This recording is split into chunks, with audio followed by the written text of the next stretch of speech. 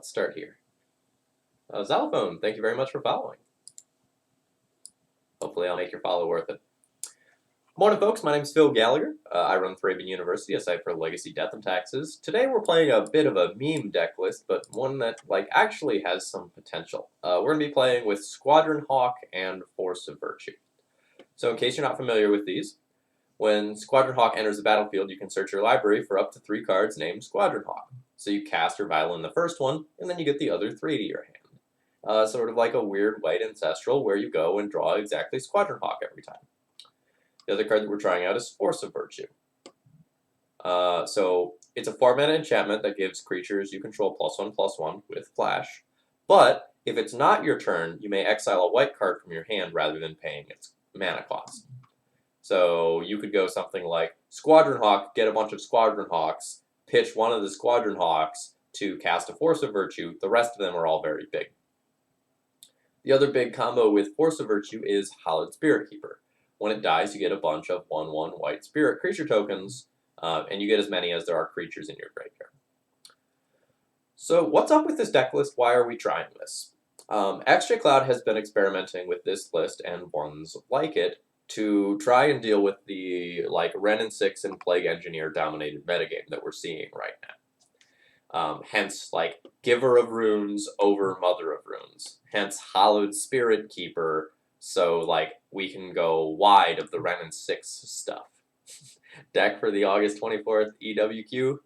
Unclear. I need to try it out today and see if I need to order 4 Force of Virtues with my nice StarCityGames.com store credit that I have. We'll see how this list performs, but it's a really interesting idea. The sideboard doesn't have too much that's overly exciting. Sort of the one thing that's not really stock anymore is that there's a Sword of Light and Shadow here. And recurring Hallowed Spirit Keeper via Sword of Light and Shadow is pretty obnoxious, and I like that quite a bit. Let's just jump into a league here.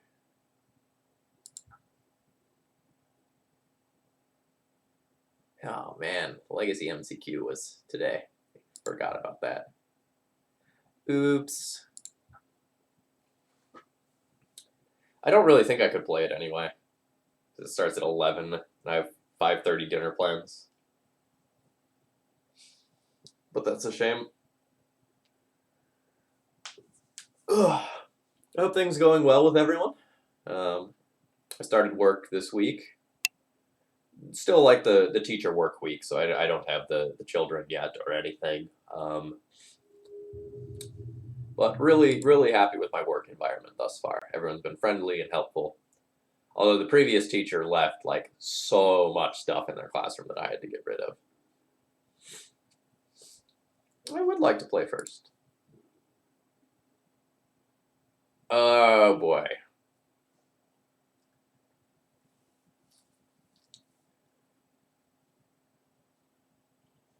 This is a hard hand. Because Aether Vial is the best card in the deck, and it enables shenanigans. But, we don't have a utility land. We need to see, what percentage of draws is going to make this into a good hand.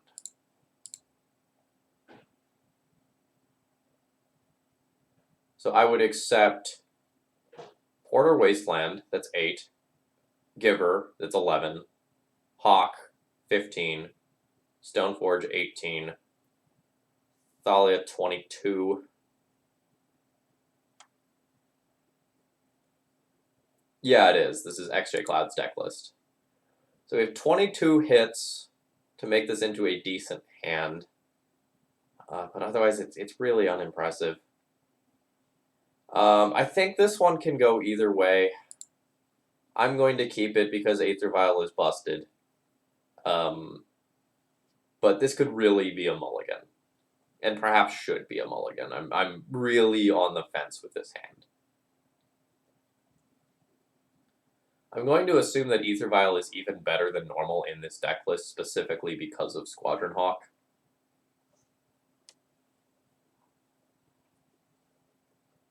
Just dumping uncounterable 1/1s that are potentially going to grow into play could be quite nice.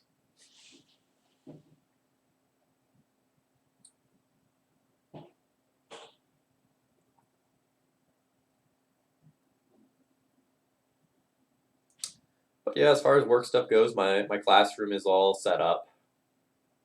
I probably need more decorations, but student projects over the course of the year will fill that in nicely.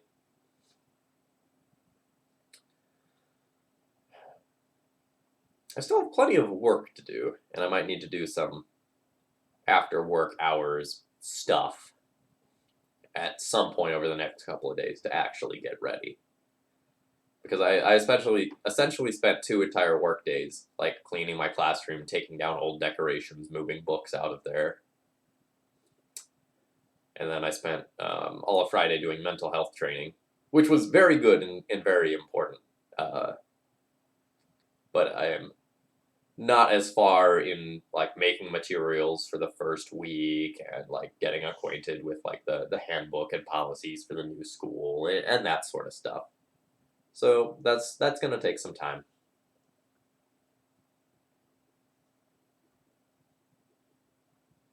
So I thought I took a while making my mulligan decision, but my opponent apparently has a real tough one over there.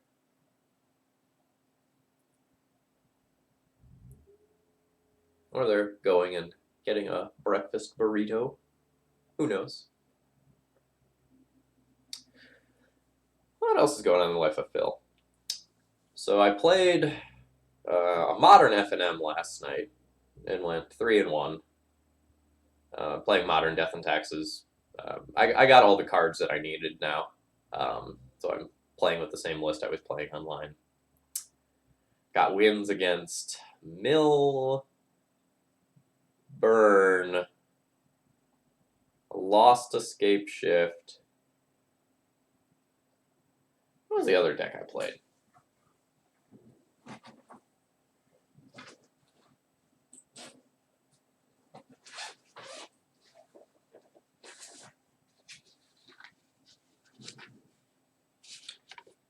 Oh, the Blue-Red Phoenix deck. That was the other one I played. So wins against... Oh, okay. Opponent has kept their hand after all of that.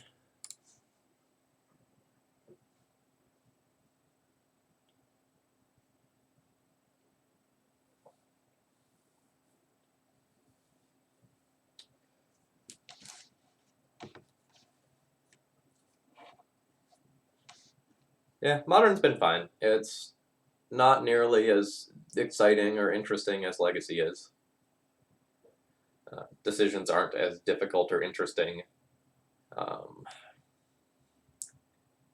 Gameplay is much more accelerated in Modern, where oftentimes the Modern deck, by about turn 3, tries to do its big thing and sees if it works.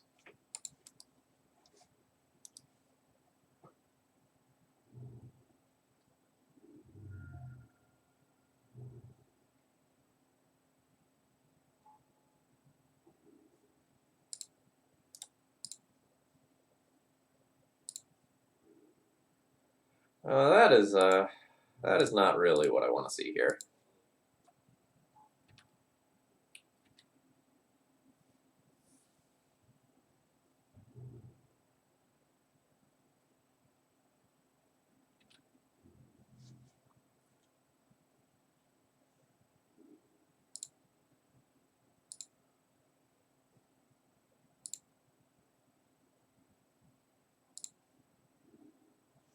Nor is that. Okay, my hand is rough now.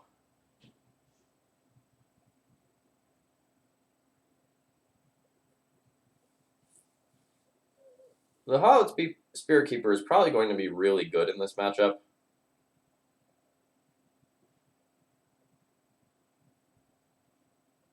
And I probably just need to decide whether or not I want to start, like, feeding creatures into the graveyard. Or whether I want to play more defensively and just wait.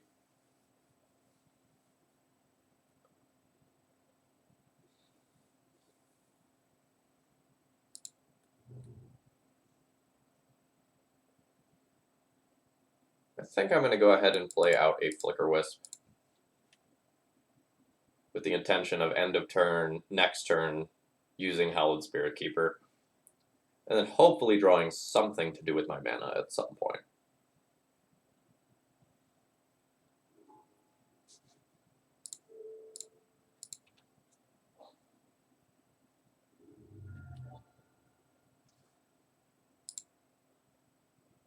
Casey1990, thank you very much for following. Hopefully the games today will be nice and interesting.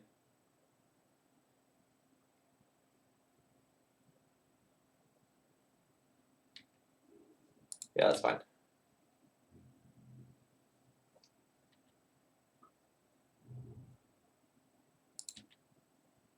I basically played that Flicker Wisp knowing that it was going to die.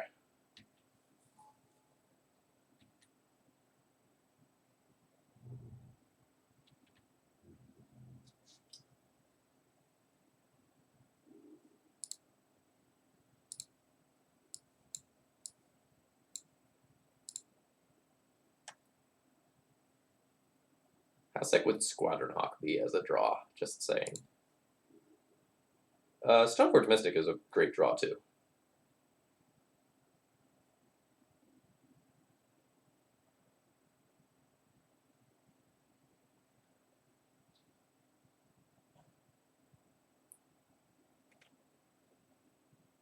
So, Viling in the Stoneforge now would play into Counter Magic, but around discard.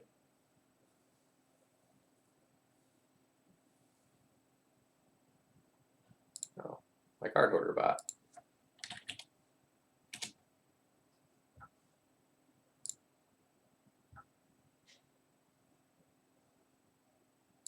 Sorry, I needed to return the stuff from the mono black control list a while back.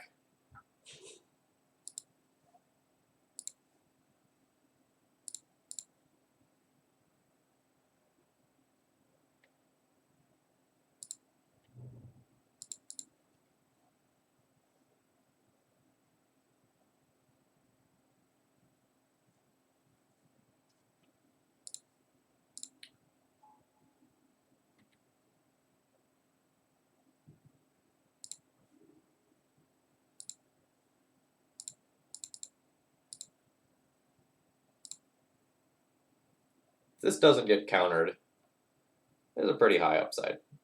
If it gets countered, like, so be it. It's 2 cards out of my opponent in all likelihood.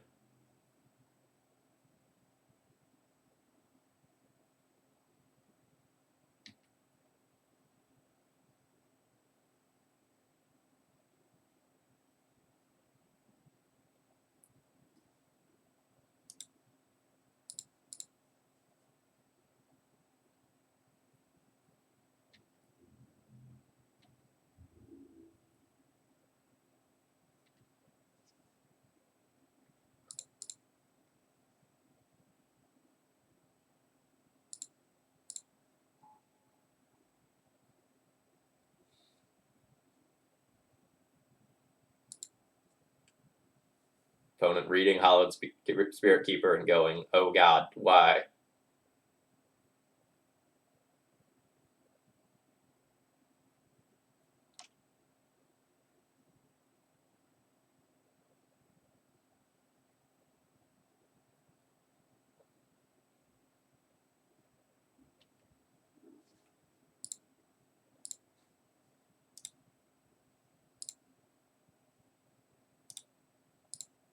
So I'll always no to both of these for now.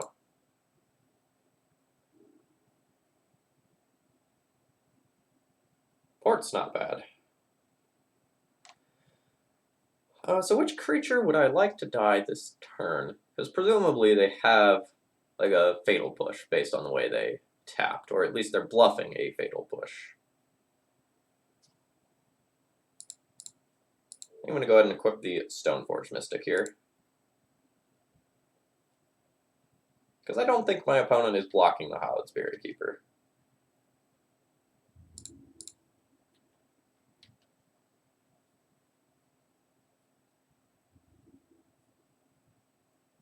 Oh wow, they are.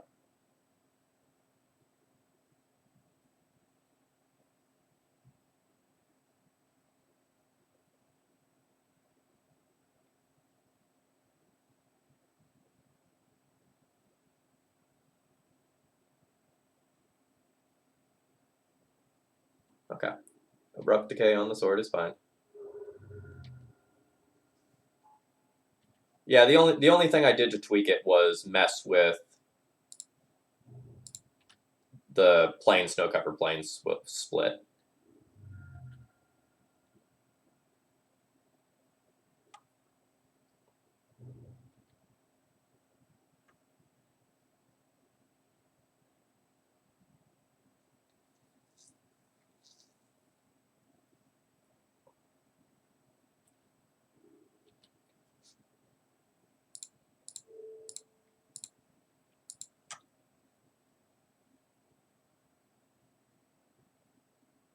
Port, way less good at taking people off of colors when this card is around, by the way, in case that wasn't obvious.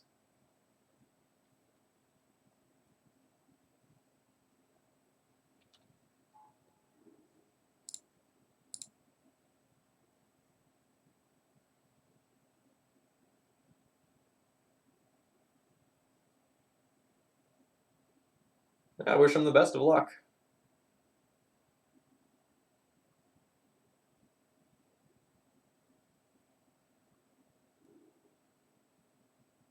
Yeah, this Thalia is even pretty good, right? Like, my opponent's kind of stuck on mana.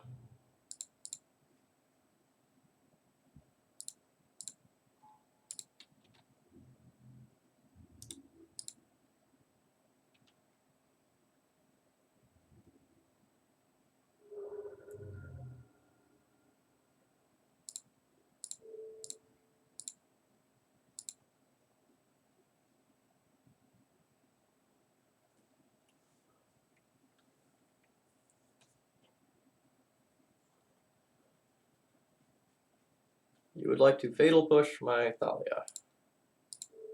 I would like to bounce my Thalia.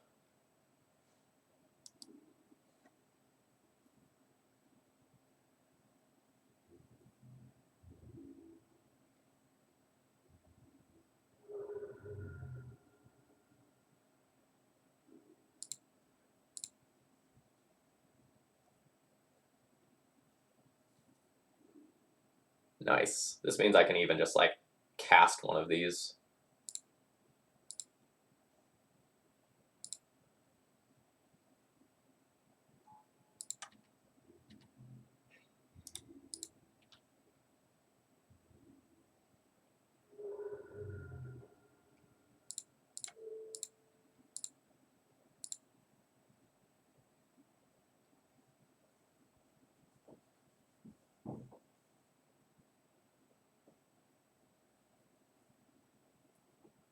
This is the sort of scenario that could occur, which is why I kept the opening hand even though it was weak. Like, Vile enables you to do some really broken things. Okay, so I will sacrifice the Thalia here. Surprise, friend! Guess what it is? Another Thalia. Virtual card advantage. Wow, super surprised to see that attack. I don't think the clock favors my opponent here.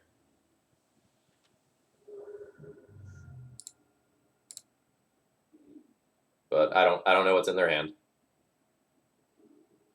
Oh, baby.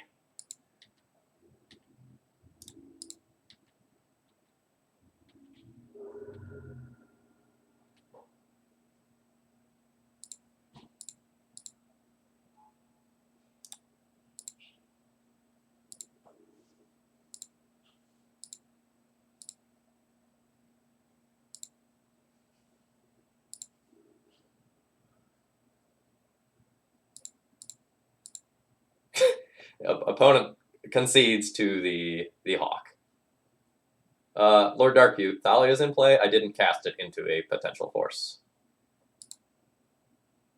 All right. Sort of like, it's early. I'll give that one to you. It's early. All right. Sword of Light and Shadow, Cataclysm, Gideon, Council's Judgment all seem fine. Can consider these two as well.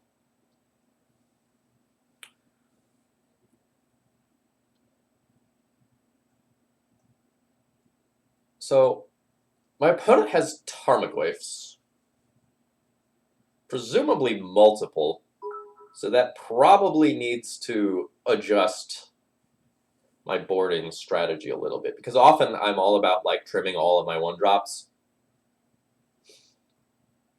but I don't necessarily know that that's going to be the correct plan here. Probably won't be playing my Jitte.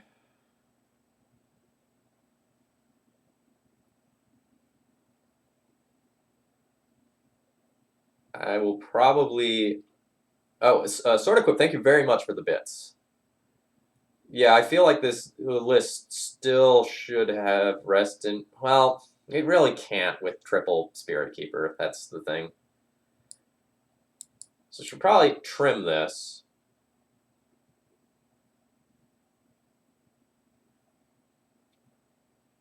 Giver is not necessarily the best thing against these sorts of decks. Like, it'll live through the Plague Engineer and Run and 6 sort of stuff, but they just, like, point a removal spell at it and then point a removal spell at something else. So I still might end up cutting these.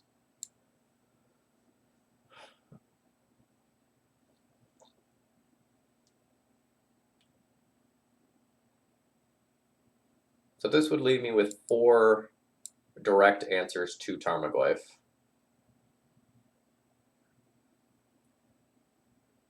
Which seems fine. And then I have to, like, make the decision about these 2 cards. Like, I definitely want these 4.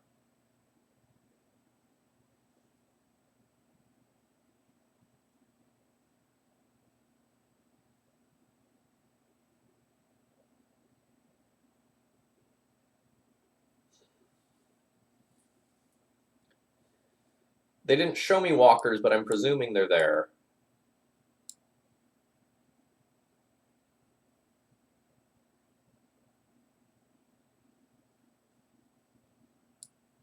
Maybe I'll just junk 1 land, run 23, and call that good.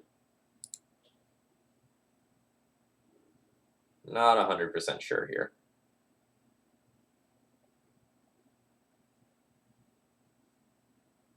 Yeah, I mean, I was excited to try out this deck list. Like, A, because I think it's interesting. I don't know that I've ever talked about this on stream, but I have experimented with Squadron Hawk in the past, just not in Death and Taxes. I played it in Stoneblade, where my idea was that I wanted to go and cast Squadron Hawk, draw 3 cards, brainstorm them back in the deck, and then use the next Squadron Hawk to redraw. So, like, that's something that I've explored previously. But I just never thought it was actually good enough in D&T. But the Force of Virtue might actually change that math a little bit.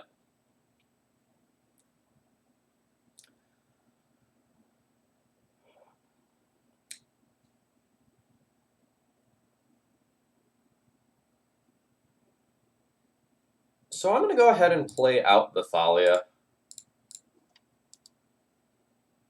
But there's a real argument to just, like, jam a Stoneforge this turn so that I can Council's Judgment this away the following turn after my Stoneforge Mystic gets answered. Well, you caught me live on what is probably going to be an interesting morning.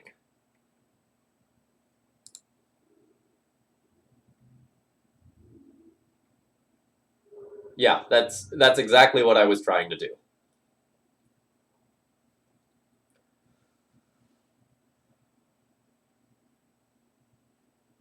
How many more Tarmogoyf hits do I want to take? That's the question.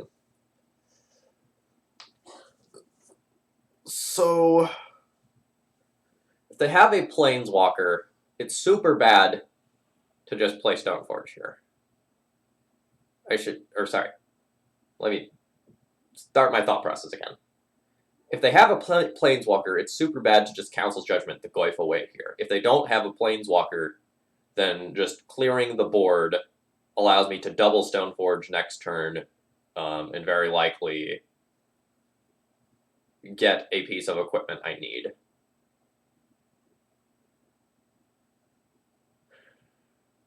I also think 1 more hit is safe.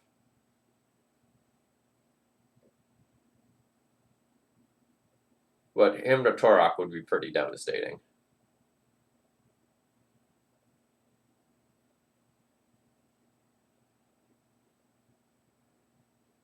I really wish I had Batterskull.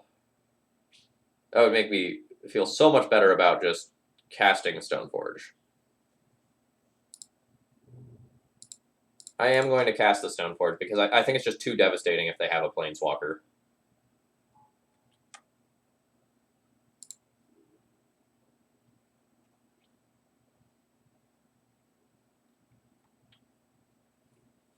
I'm going to get Light and Shadow.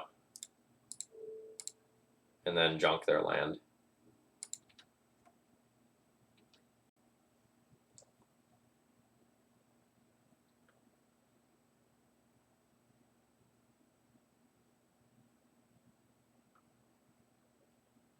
Yeah, I believe that. Even though Batterskull isn't like the most fantastic card in the world frequently, every time you cut it, you usually end up regretting it at some point.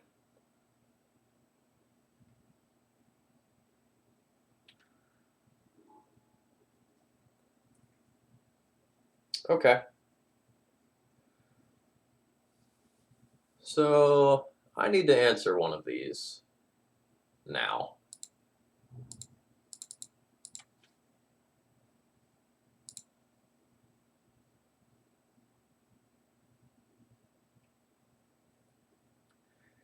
It's just too important versus early aggression. Like, if your opponent is just, like, playing a bunch of, like, Goblin Guys, Delvers, Monastery Swiftspears, that sort of crap, you just need it to threaten quick stabilization. Like, I'm getting this, which is very obviously good as the game goes long, but, like, that being said, it's too slow right now in the face of Tarmogoyfs, which are just, like, beating me to death.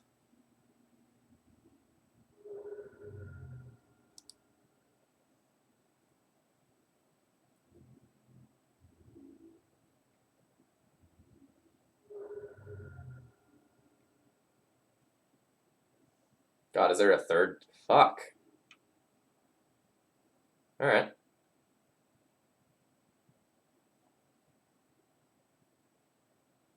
So the reason is just, like, entirely Ren and 6 and Plague Engineer.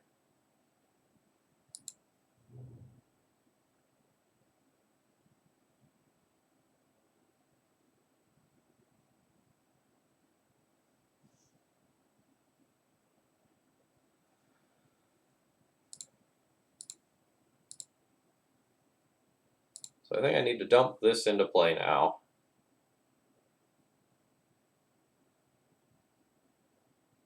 And just fold to a Force of Will. Good.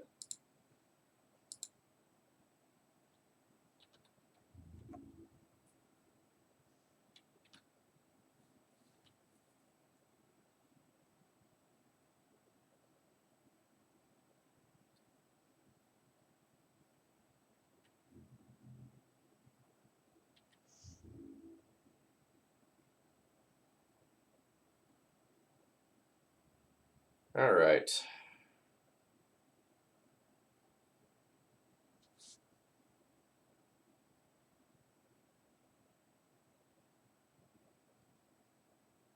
If I play Force of Virtue here, I go up to 6 power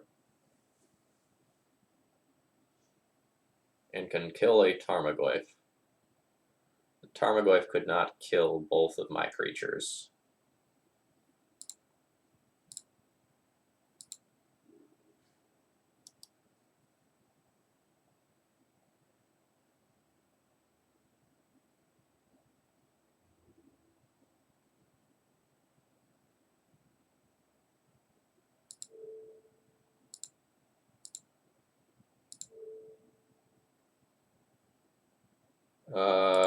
Mr. Snuffleupagus, we don't have Batterskull, unfortunately.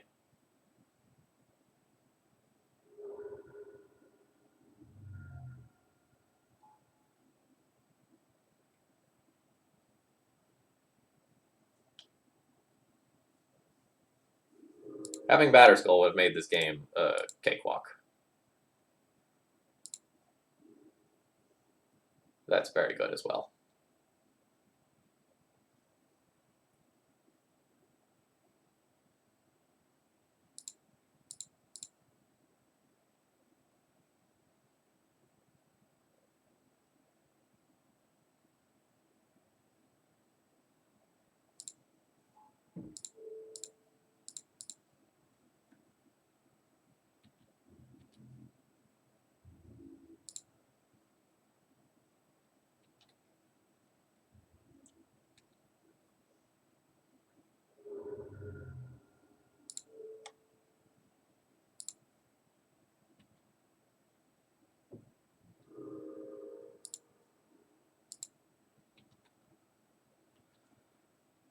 So they probably really need another land this turn.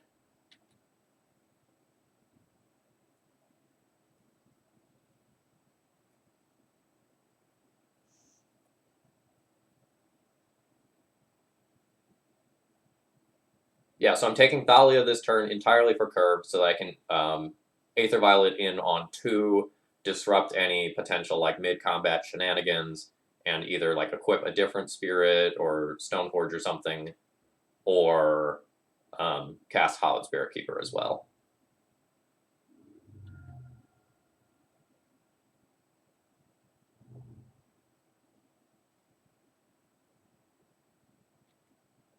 That is exactly what I want to see my opponent doing with their mana at this stage of the game.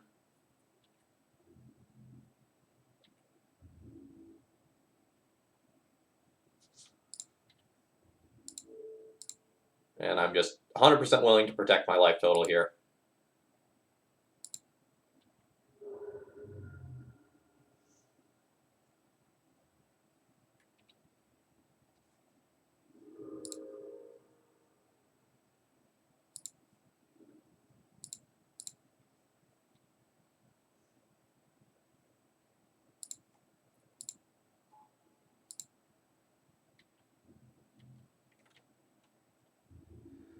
Yeah, opponent does not feel like they are in the best of positions.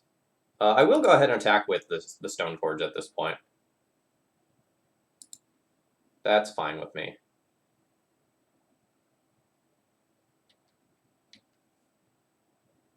Like, if it dies, it's just more fuel for Hallowed Spirit Keeper.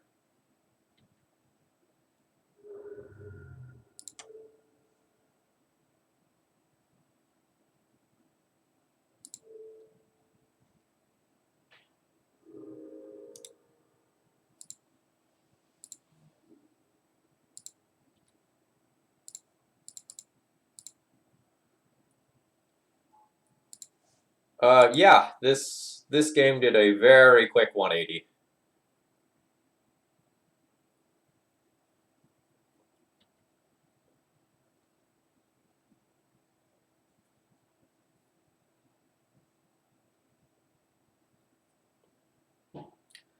And the thing is, a lot of my opponent's outs aren't actually that good, right? Like a Toxic Deluge for 4 is like maybe not good enough given like the other Hallowed Spirit Keeper and Thalia that are just like in the tank.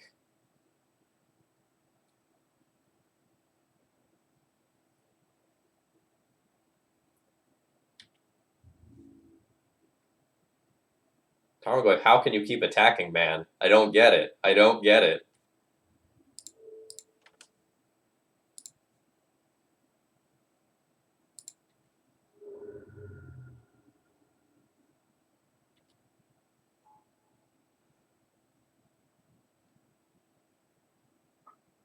Like now, if you have Land Deluge, it's so bad. Also, you're just like letting me get the Spirit Keeper again next turn at this point. So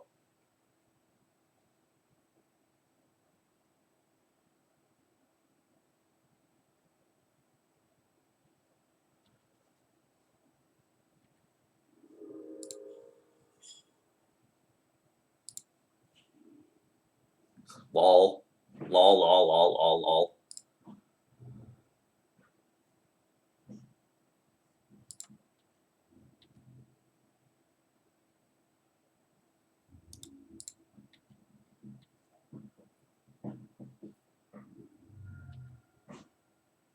Edict me. I dare you. I dare you. Do it.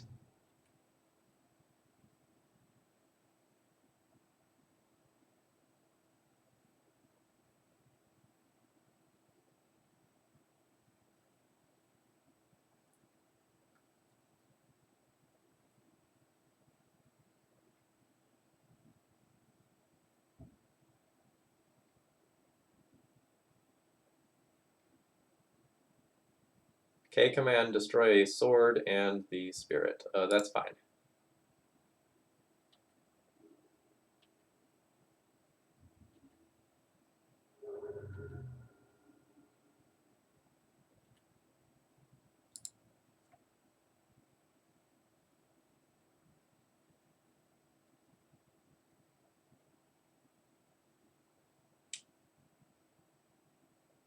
Yep, I'm just gonna pass the turn here. Like, I'll be willing to take a Tarmogoyf hit. Or just, like, Violin the Spirit Keeper.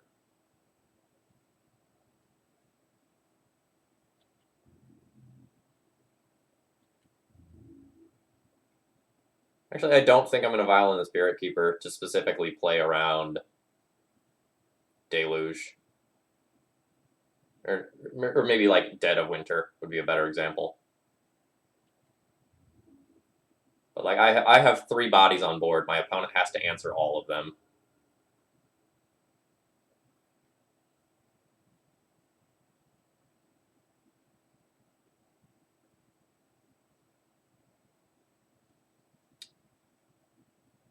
So I could Vial this in and then get a whole bunch of bodies. Or I can just Vial it in at end step, and either way wins.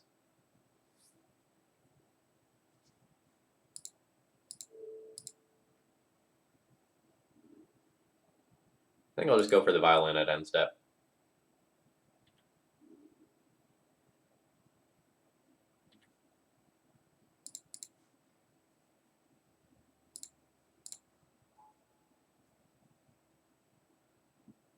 D-E-D dead.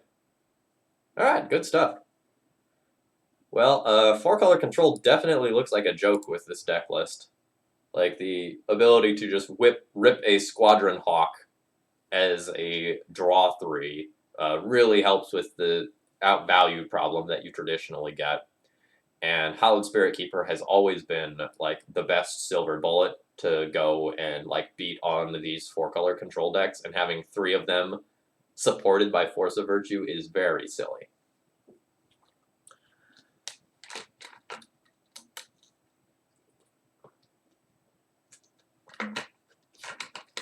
Yeah, Recruiter for Squadron Hawk for 3 more Hawks, herpa derpa derpa derp. Right? So that's part of the reason why you can trim on Flicker Wisps in a package like this one. Because normally, like, Flicker Wisp for Recruiter is, like, one of your best possible endgame things, but that's not the case anymore. Because, like, you have Hallowed Spirit Keepers and Squadron Hawks as your endgame instead. So it's really quite ridiculous.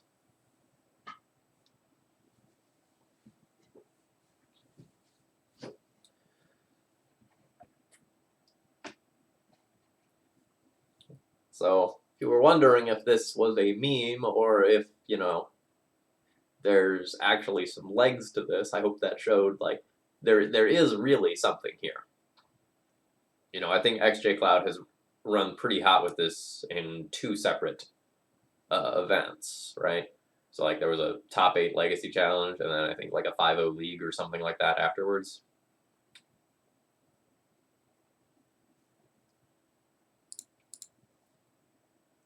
So I definitely want a Batterskull in the 75. That's my first thought.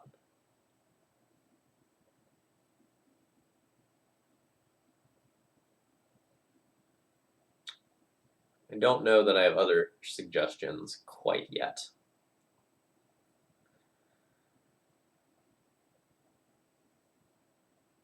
I also don't know about, like, Giver versus Mother of Runes. Like, Mom's just so good that it might be willing... It might just be fine to say, like, okay, I accept that, like, Ren and Sixer Plague Engineer gets this one because it's just so good elsewhere. Those are my only 2 thoughts right now. Otherwise, I just need a few more games with this to get a better feel.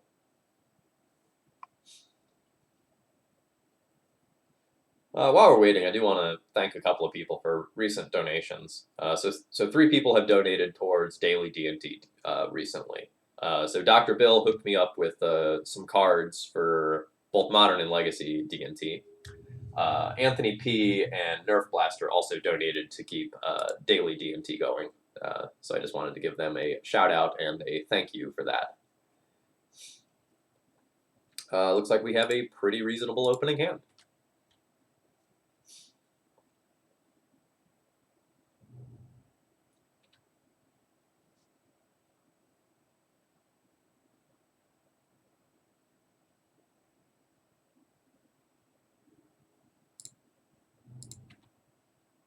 If we're just playing against like a slow blue control deck, I like the look of our hand.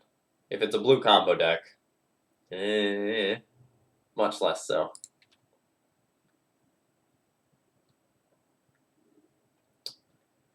Alright. So now it's time to play the game of, like, do I just want to jam the Stoneforge, or do I just want to, like, port my opponent and continue to make land drops for a few turns? I see the Stoneforge just getting counterspelled or Swords to Plowshare or something like that if I play it out, but that's probably going to happen regardless of when I do it.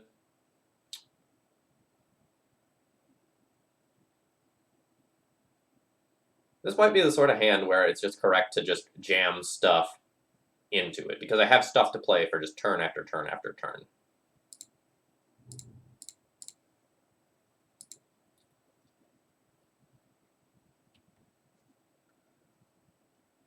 I also probably need to play something just in case my opponent is not just like Blue-White Stoneblade or Miracles.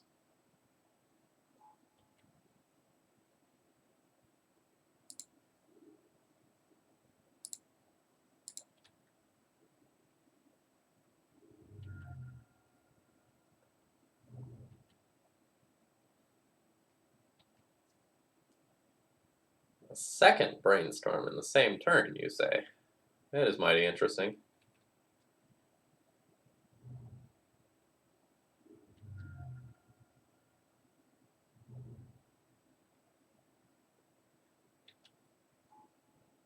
Sure, you have a Narset.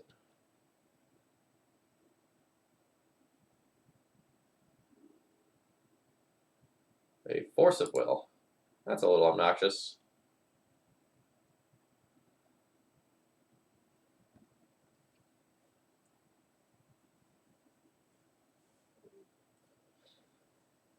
I'm thinking about using a Force of Virtue right now so that I can just attack with the Stoneforge and make it so they don't get another card out of Narset. It's a little bit of a weird line, but it might just be correct.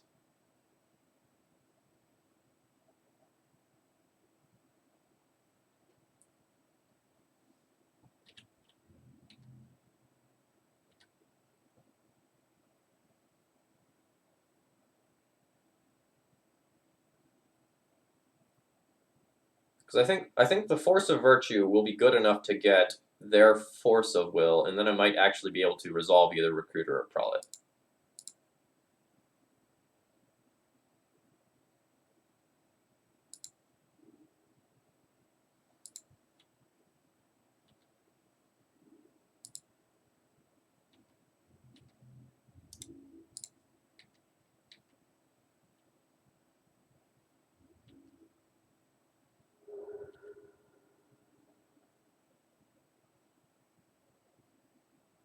So I really want to resolve this Recruiter. So I don't think I'm going to cast it this turn. I think I'm going to try to get them to Force of Will my Sword of Fire and Ice here.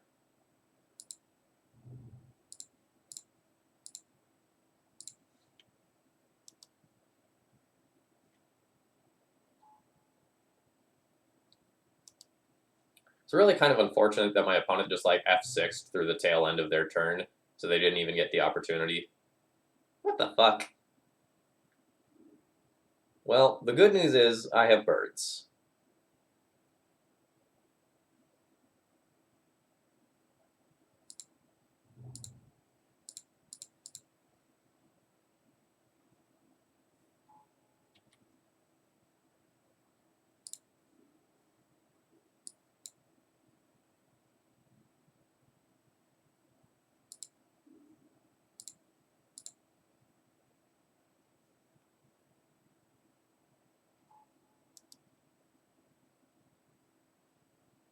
No, I don't really think the moat's pretty much game. It's super obnoxious. It's annoying. But I don't think it's game over.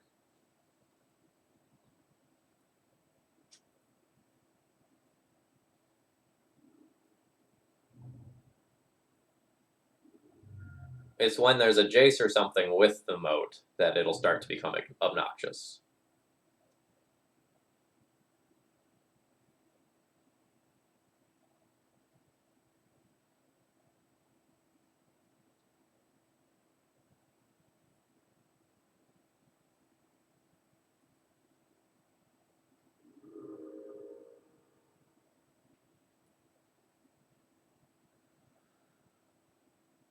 Alright. Opponent is on enchantments.deck.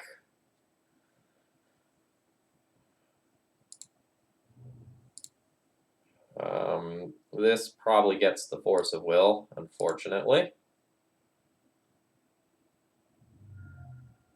Yeah.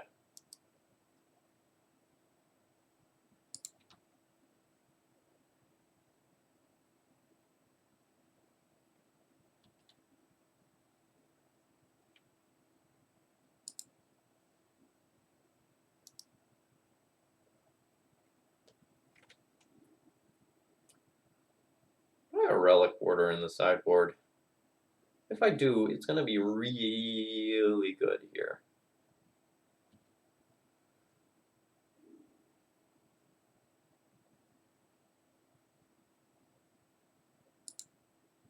I don't think it's worth really playing this out.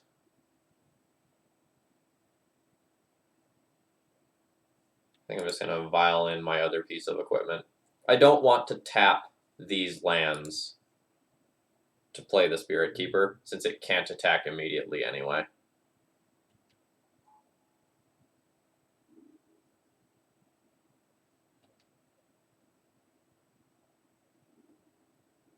Oh god, it's a Jace. Should do this at the end step, but whatever.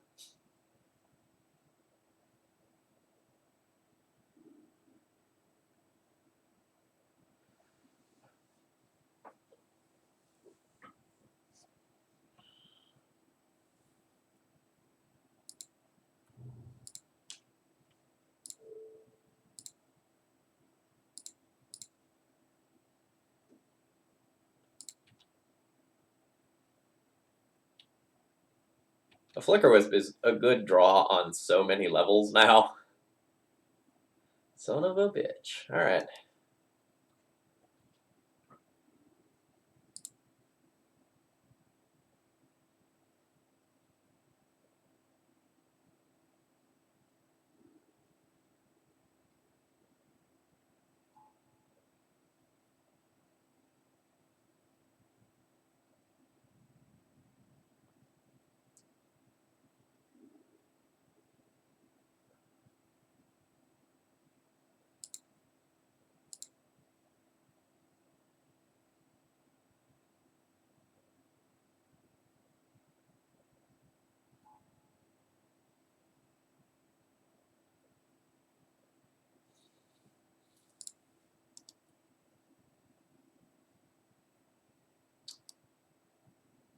I need to draw a Squadron Hawk. I need Squadron Hawk to resolve, and I need my opponent to not have a Terminus. Those are the conditions that have to happen in order for me to win this game now. Ruben, it should be playing Batterskull. I think that's unquestionable. I'm just playing the list that XJ Cloud top 8'd the challenge with. I didn't make any adjustments other than adjusting planes and snow-covered planes split.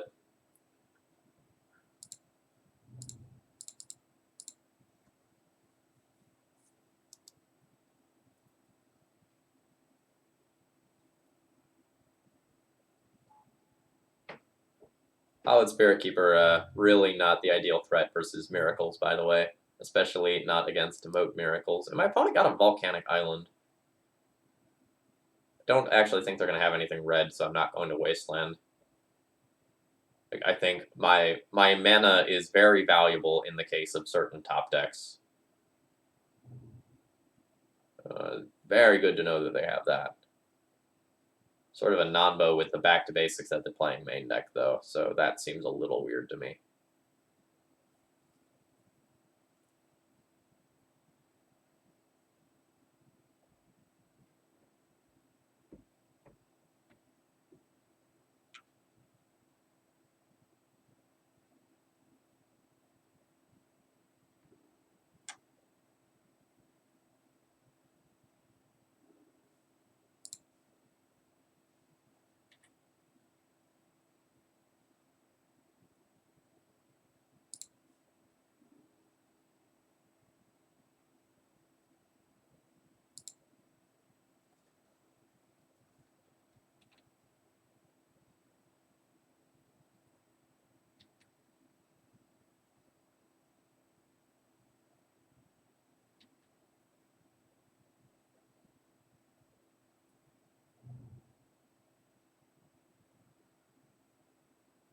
So looking at my mana, I could Violin a Squadron Hawk, cast a Squadron Hawk, cast a Squadron Hawk, cast another Squadron Hawk.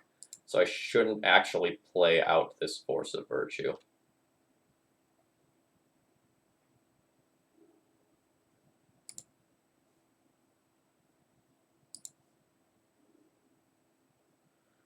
Folly is not a bad draw. Actually, it is a bad draw. No flying. Yuck.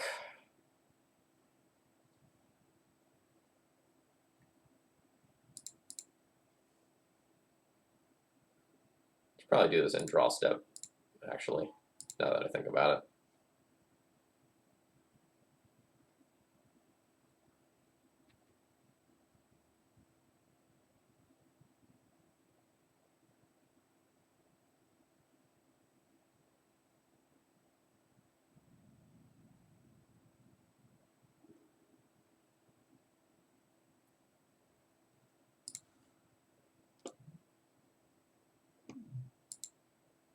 So I'm going to leave this on 2 for one more turn, but next turn I probably need to tick up to 3 for Flicker Wisp reasons.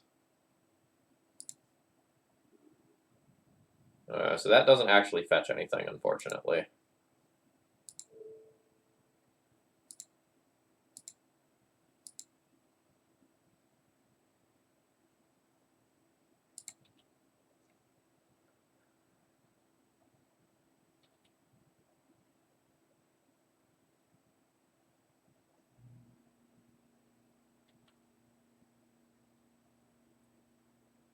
Alright, so the card is on top of my library, so it can't be that scary.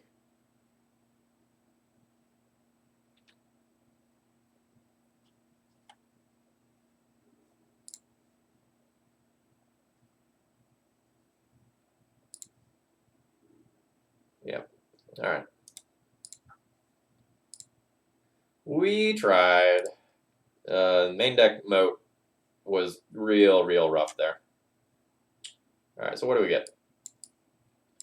Gideon, Cataclysm are good. Sword of Light and Shadow is kind of medium, but it's protection from Swords to Plowshares and may return some creatures. This is fine, this is fine, these are fine. Probably play some of these too. So we have a lot of cards that we can swap out. I don't think my opponent will be on Mentors because of Moat, so all the Swords to Plowshares can probably go. Giver of Runes seems not like the best. And then we need 3 more cuts from there.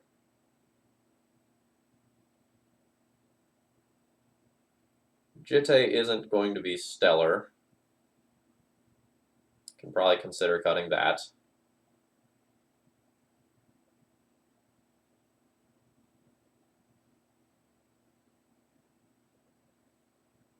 I can probably trim a land since games are going to go very long.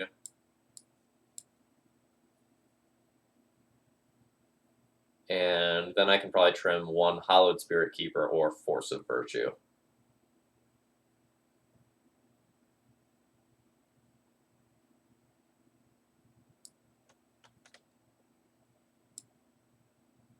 It's hard to say because like Force of Virtue turns any threat into a much more need to answer this now thing. But the Spirit Keeper is just another body. I'm going to junk a Spirit Keeper and then whack submit.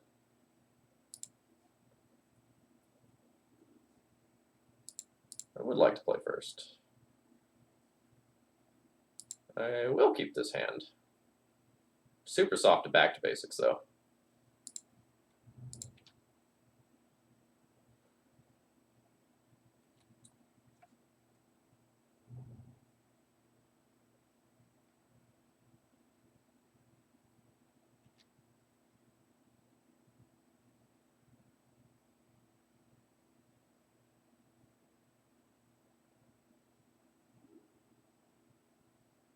What you do with your ponder?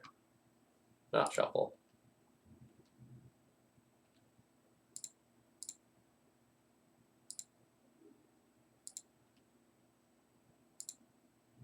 Because I only have 2 lands, I'm willing to go ahead and make an early play on the Force of Virtue.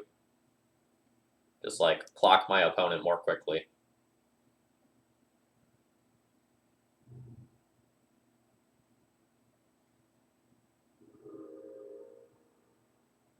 I got bonus life.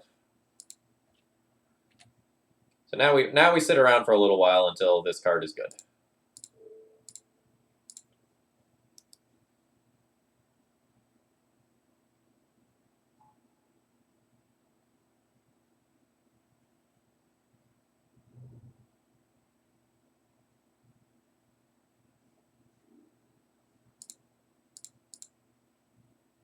No force, no force, no force, no force. Oh yeah.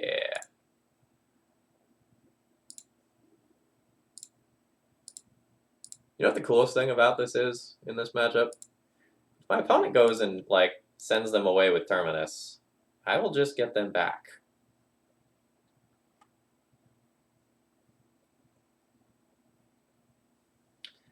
And I actually think I should have considered leaving one in the deck there, just due to like my own potential to have to discard.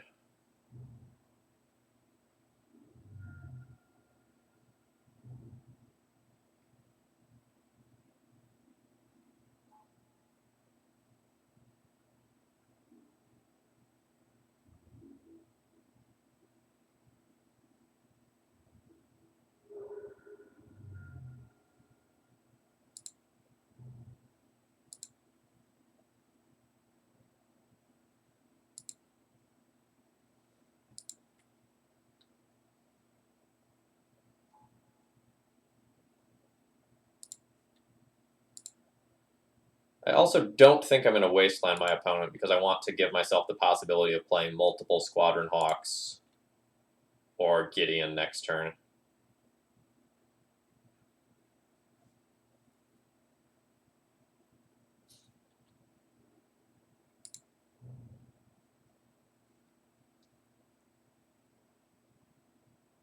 Well, I really don't care about that.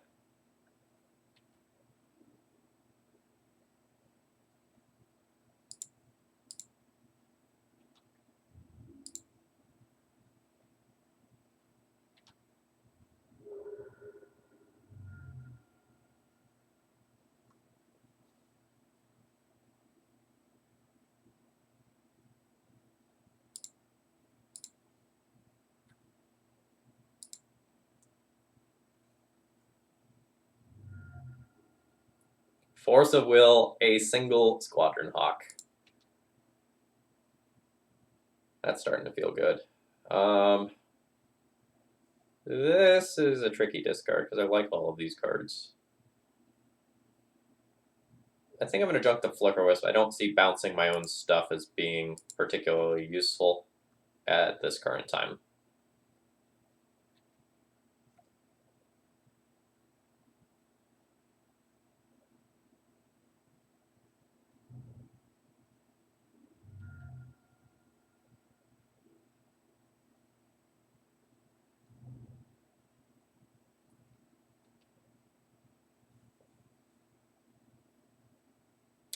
We'll see if I get punished by my opponent playing out some sweet creature that I'd want to exile.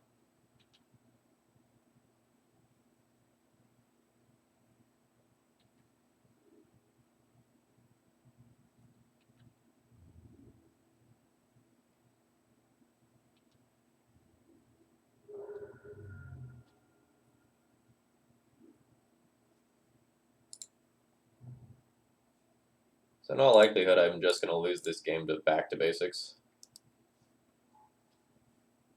which is unfortunate.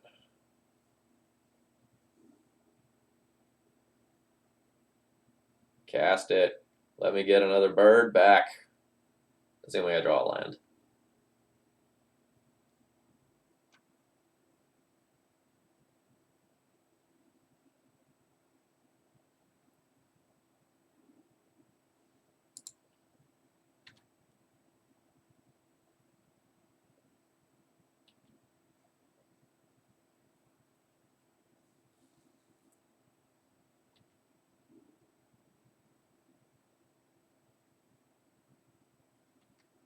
I'll be casting a Force of Virtue this turn purely so that I won't need to discard. And I think I'm at the point where I just junk this Gideon because it's unlikely that I'm going to get to cast it.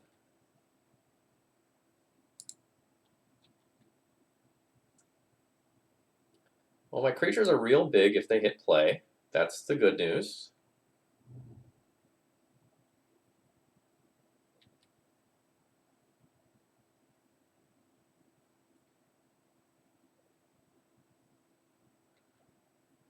So much for Leon Relic Order being an absolute boss. I'm going to cast another Force of Virtue this turn. Yikes.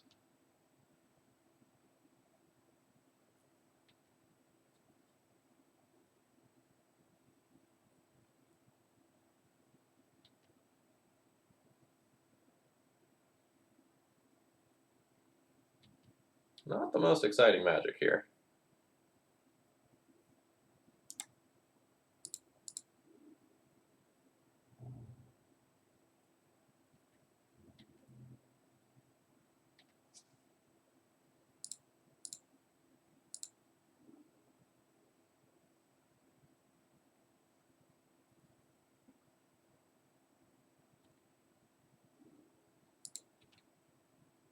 Well, that's theoretically good later. So I guess that's worth something. But I don't really have that much of a chance of making it to later at this point. Like I essentially need to hit a land drop this turn to have any chance. And it really needs to be a basic plains. Alright, so they just portent me.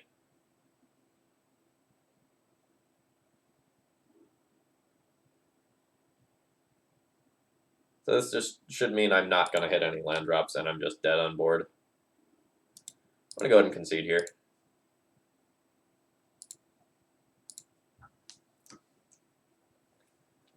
My opponent's deck was very well geared to beat my deck.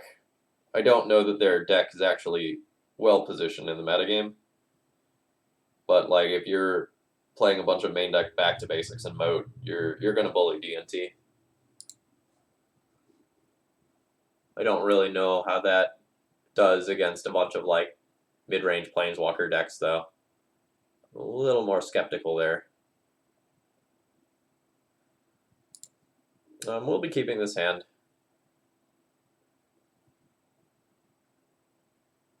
It's not overly exciting by any stretch of the imagination, and we're hoping that our opponent is playing fair.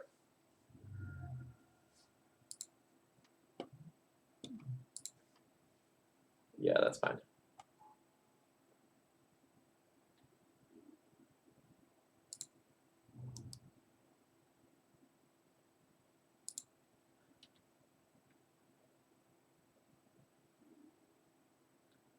You flip to Spell Pierce.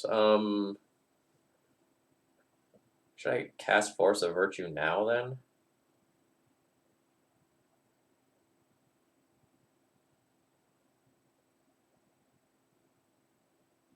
Otherwise, I'm not going to be able to for probably a long time. What would I pitch? One of the white cards here. Probably Prelate.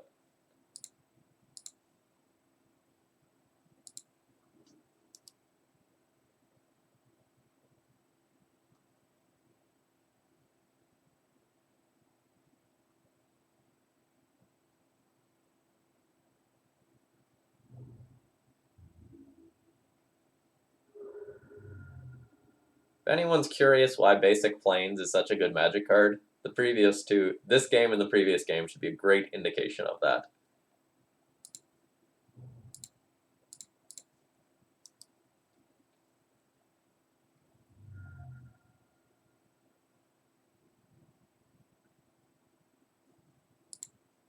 This is why you don't put these cards in your Delver decks.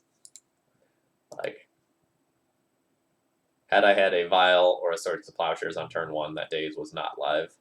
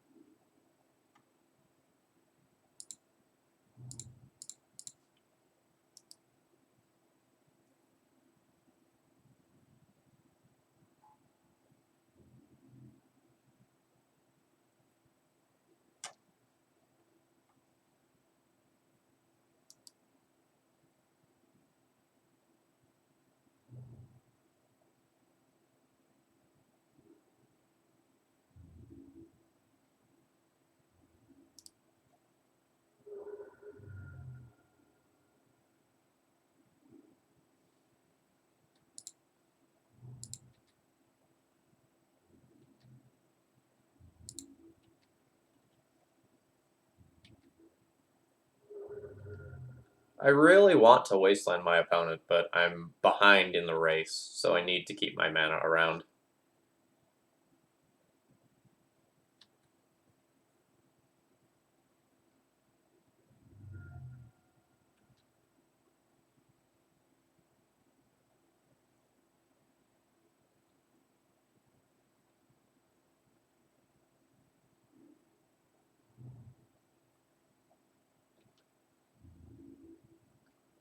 I think I won this one handily if any of my 3 other lands were just plains.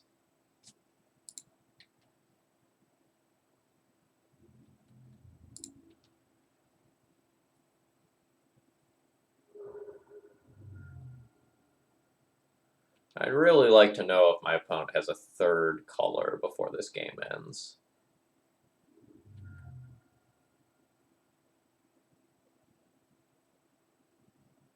I'm going to assume that there's... Oh, 4 colors. Okay. I was about to say, I'm going to assume that there's red in there for Wrenn and 6, but I don't know for sure. Okay, I don't think there's any world in which I beat that. Not even Squadron Hawk. Alright.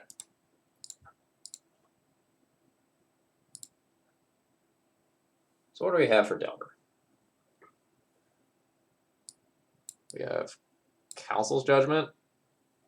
We do not have, like, basically anything for Delver in the sideboard. That is probably a mistake. Like, I get that the whole, like, Squadron Hawk package can trade with the Delver and whatnot, but, like, having no extra Path Exiles or anything like that is probably not acceptable. Like, your end game's so good, like, a couple more things to buy you time to get there is probably great. I might end up playing this. I might end up playing this.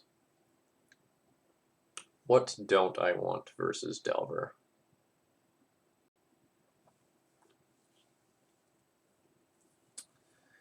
My main deck's pretty well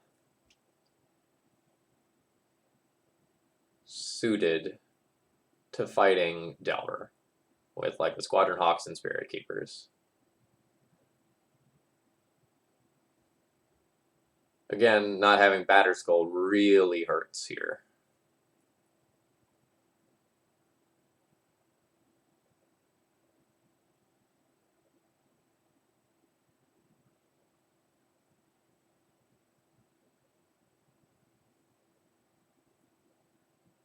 So I don't think I'll recruit her.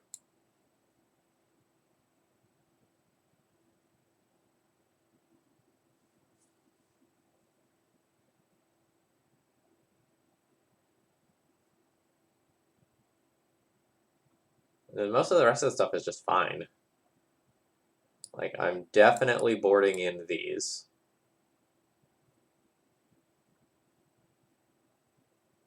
And I think I want both of these other 2 cards. Maybe I'll trim 1 Force of Virtue and 1 Wastelandable land and go from there.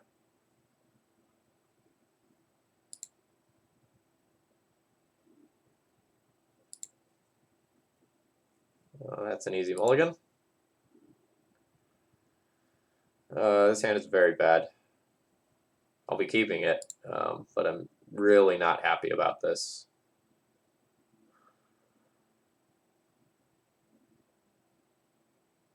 I think I will junk my 3rd plains.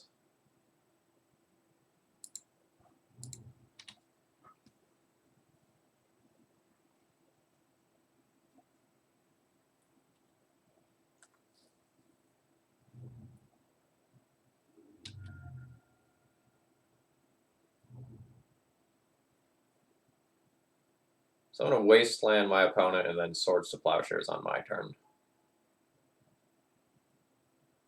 Play around Daze that way.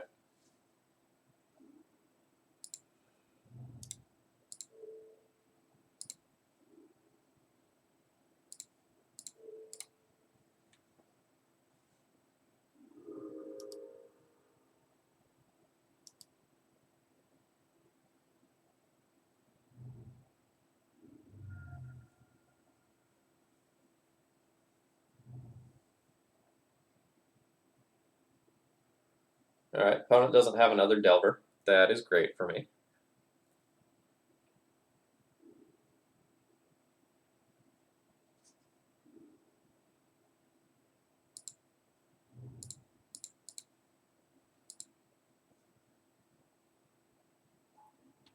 And opponent did not have days. But obviously I couldn't have known that at the time.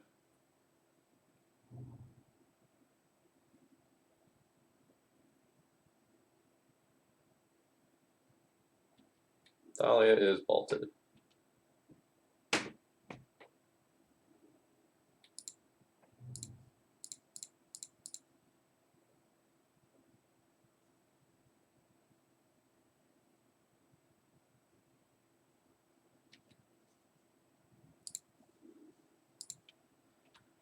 Alright, a little unfortunate that opponent drew days that turn.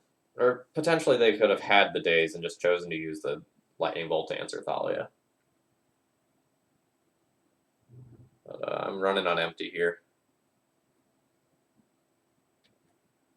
Really need opponent to not have something like Renin 6 or True Name Nemesis this turn.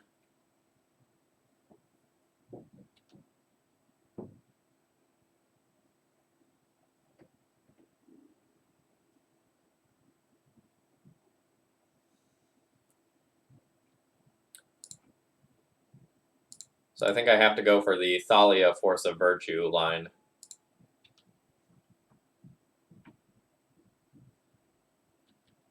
And hope that my opponent doesn't have a piece of counter magic. I think that's how I get out of this spot.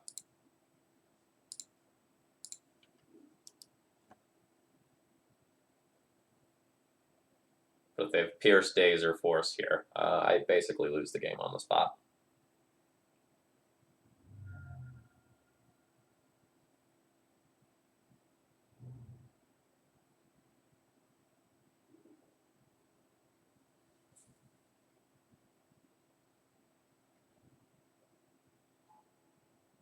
Yeah, that was about the worst case scenario for follow-up.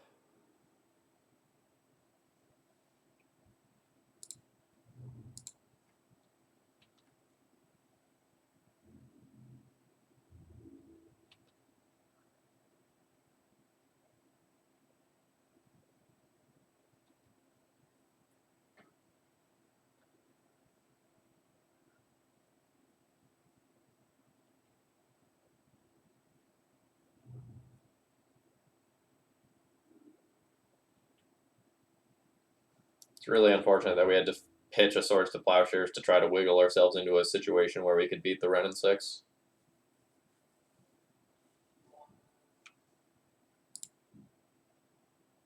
Zaur, MTG, thank you very much for following. As well as DK, or something approximating that. I hope you're enjoying the content.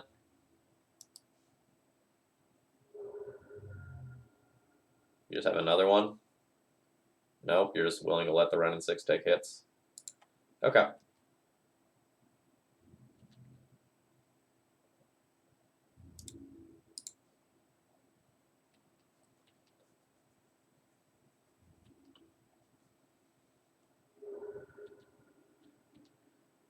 Alright, no counter magic, please. Because I can't afford to play around it.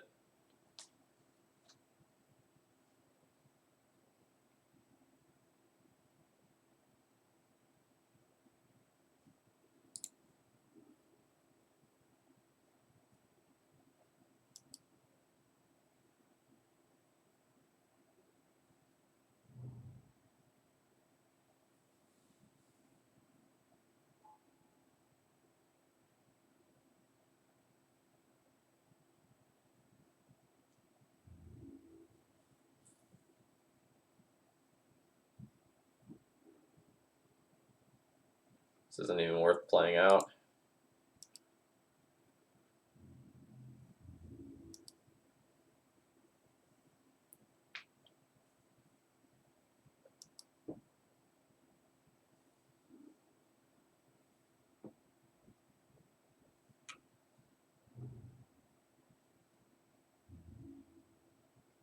Opponent's deck list is super greedy if they have at least 2 of those. I think it makes the dazes terrible. They just happen to look really good this game because my opponent has had the luxury of hard casting them. Or, like, the luxury of me getting stuck on mana.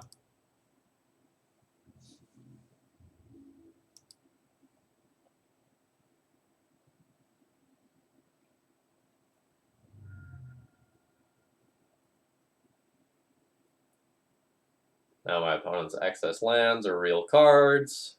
And I think this one's over.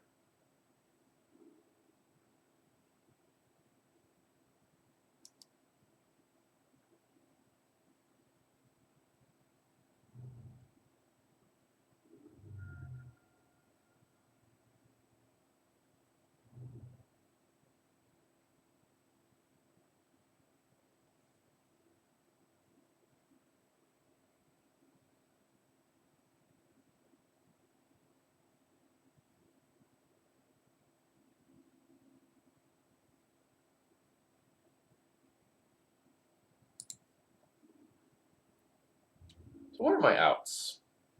Squadron Hawk? Like, Squadron Hawk and a Squadron Hawk create 2/2/2 bodies. Maybe trade one with a Delver.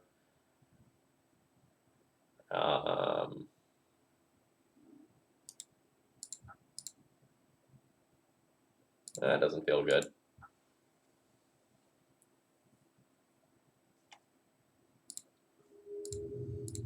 Yeah. Sideboard definitely needs some extra removal.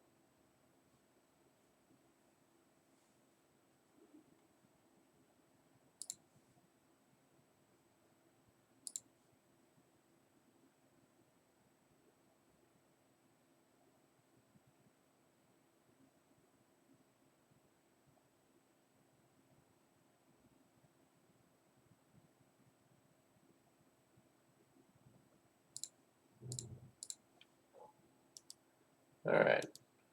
Opponent had just, like, hard F6 through my turn.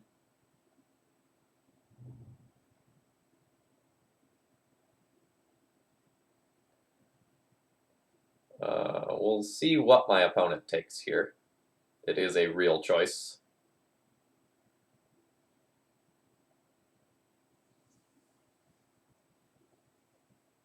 Like, I feel like it'll be the Thalia, but I wouldn't be surprised if it was the Squadron Hawk. Squadron Hawks can chump block Merit Lodge for days. No, I'm not going to play in the Legacy PTQ. I have dinner plans tonight with another teacher at 5:30, so I don't think, like, I'm going to have quite enough time to do the event plus drive to dinner. At least not if I do well, which, you know, is something I would like to do.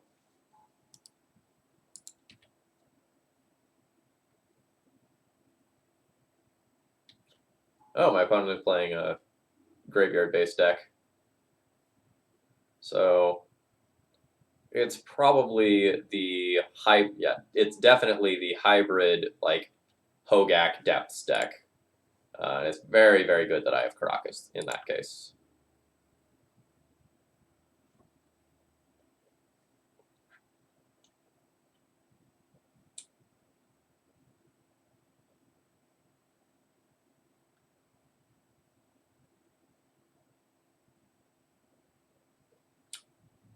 Do I want to fuel your graveyard more?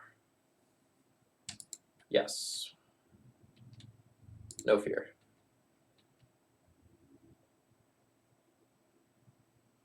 Because my opponent probably needs the 2 bodies in play for potentially casting a Hogak. And I think I'm just going to port down my opponent's green source and try to drag this game on. Yes, Mono Red Prison is viable. I would definitely consider playing that if I was going to play in the MCQ today. I don't think D&T is well positioned.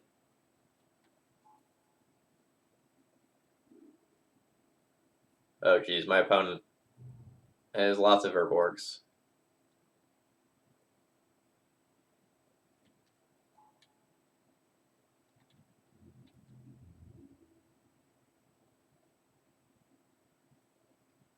I think that attack's unwise. That's potentially just giving up that creature, and you could have like saved 2 points of damage the previous turn by doing it. But I obviously don't have another 2-drop, so. Oh, definitely Rabble Master. Rabble Master's great.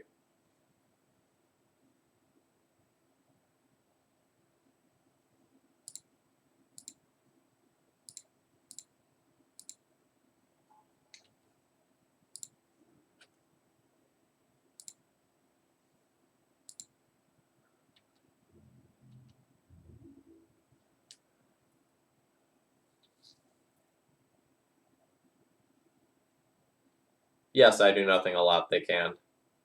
But, like, pumping cards into the graveyard for a Hogak when I have Caracas in play doesn't seem wise. I think I'd be willing to trade Thalia for Vampire Hexmage. I'm going to go ahead and make this attack.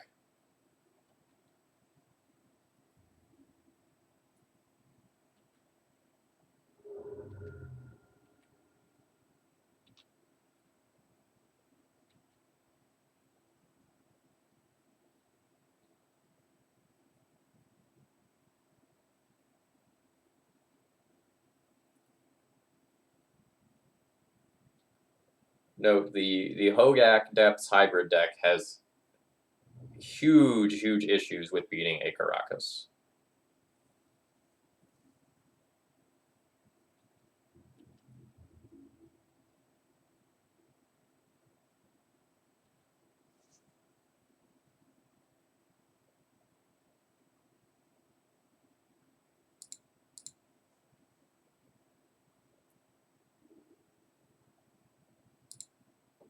Yeah, I'm totally willing to, like, do that. That's fine.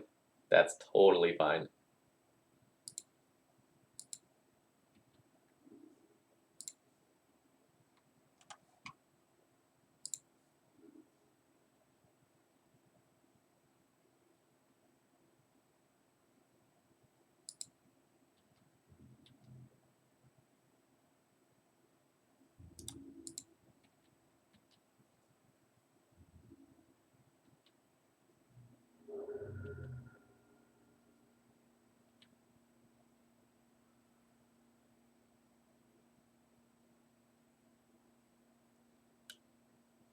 Now, do I want to just double port my opponent?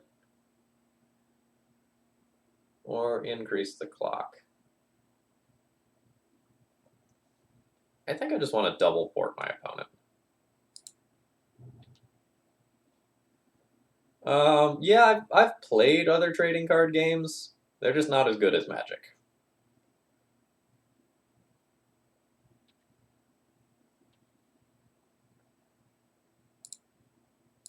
Like, I haven't played anything else that I consider to have real staying power. Like, I played the Naruto card game, I played the Pokemon card game.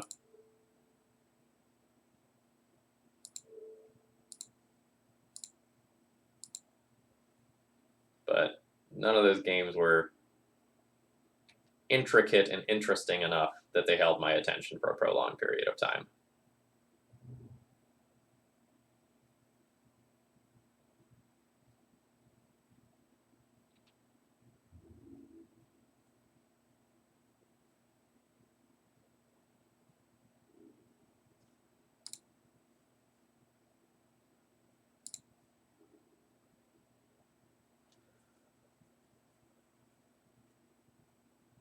Let's see.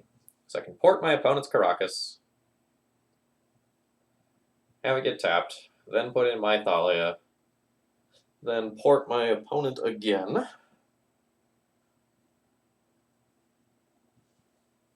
That all seems fine and good. I maybe could just play the Stoneforge instead of the Thalia, though, honestly.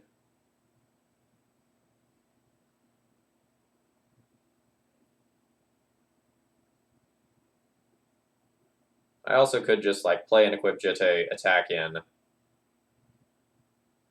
get some Jitte counters, allow my opponent the opportunity to make a Merit Lodge, have Caracas for it if they answer my Wasteland.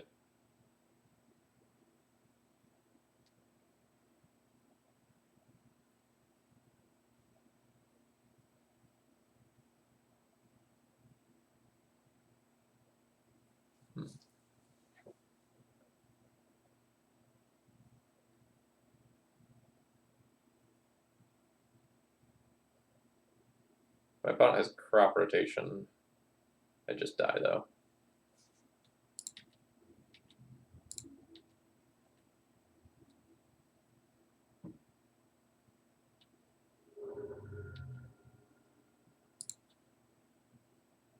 Alright. Nothing really of note there.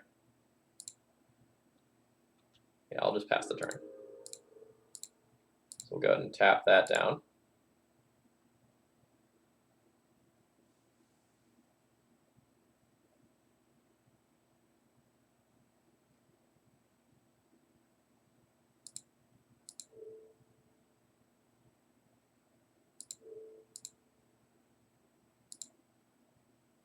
Tap another land down. Tap this. Yes, I'll put the Thalia back in. Let's continue to play this annoying mana dance. Another Sage is problematic.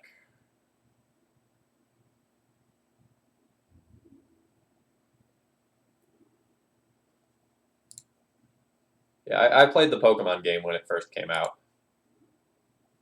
Excellent draw. Excellent draw.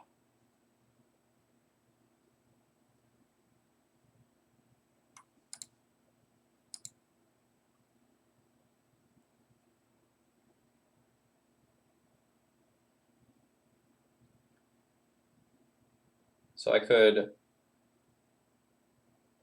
Violin Jitte, equip Jitte, attack, go to more than 21 life, play out the other Caracas as a shield, and still have Flicker Wisp up.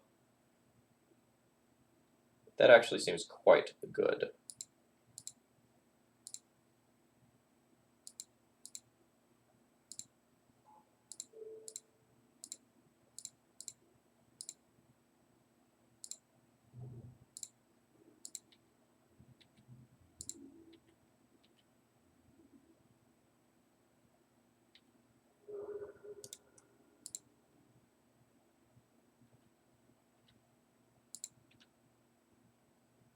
Opponent, you should have taken an action with your Thespian stage to copy my Rishadan port to continue to play the weird dance that we're playing. But okay.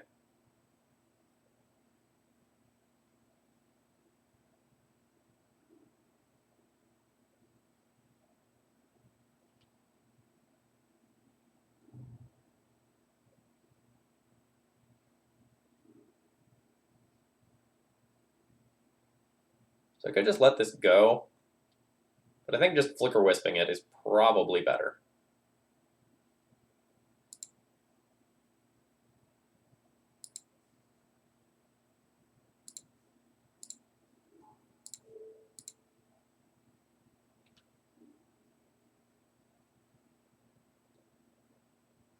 Yep, my opponent scoops it up there.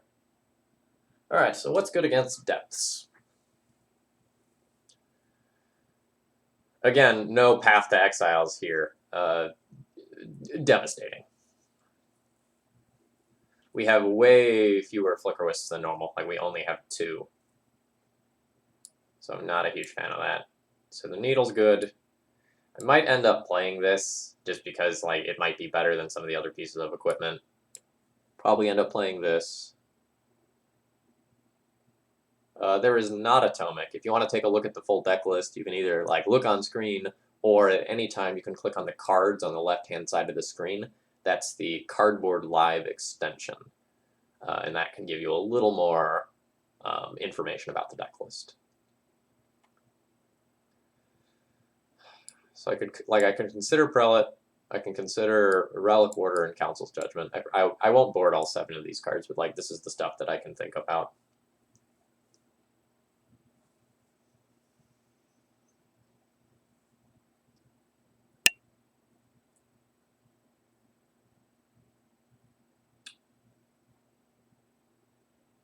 So the Stoneforge package is kind of medium in this matchup. I'll probably junk this piece of equipment. I probably won't bring this in. I probably won't play a second of these. Probably at least trim a Force of Virtue.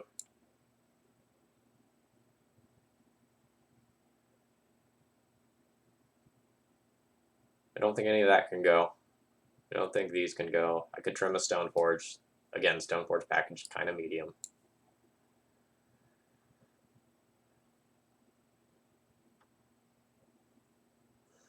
Maybe I don't even want any of these. Like if I'm searching with Recruiter, isn't it pretty much always going to be Flicker Wisp that I'm going to be getting?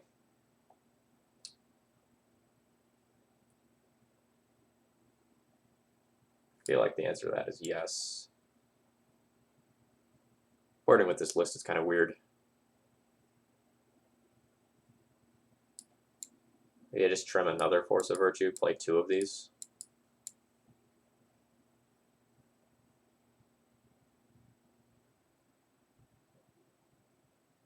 I guess like the next question is like, is Force of Virtue better than some part of the Stoneforge Mystic package? And I don't have reps with this list to know that for sure.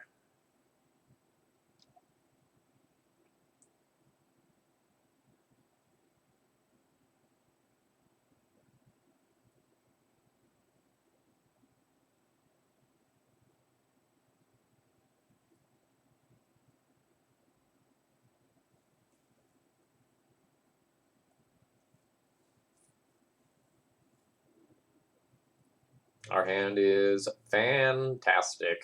A+ quality. Keep.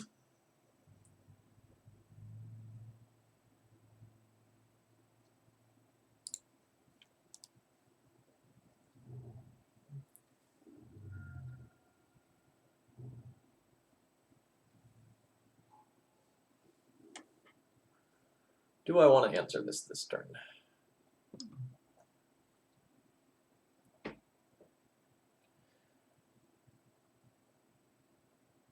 I don't think I want to answer that this turn. It's possible I do.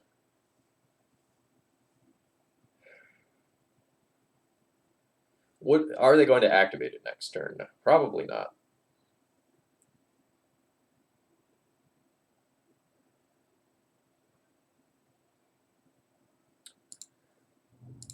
I think I'm just going to play a Vial this turn. I would not fault anyone for just junking the Elvish Reclaimer right here and now, though.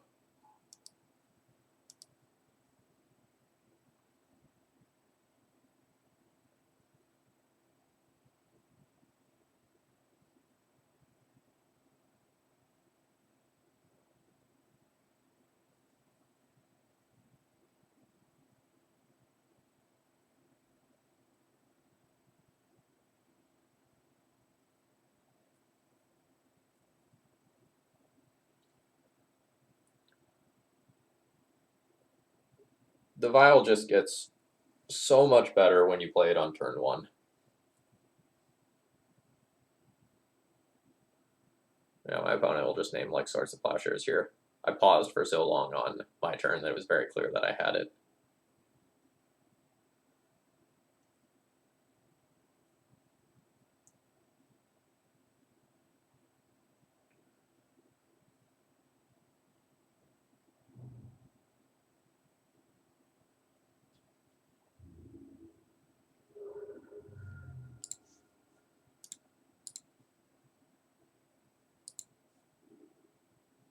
That's a fantastic draw. Super, super pleased about that.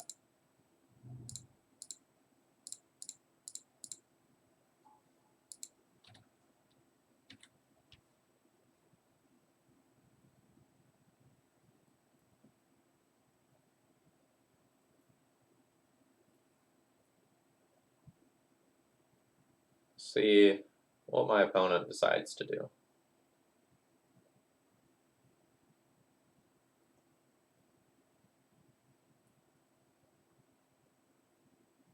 Time favors me here, given that I have like active Ether Vial.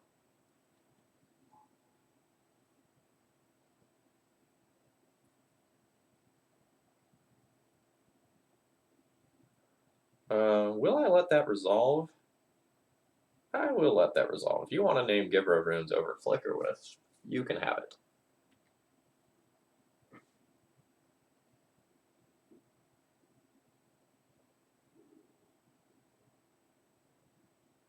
Didn't think so.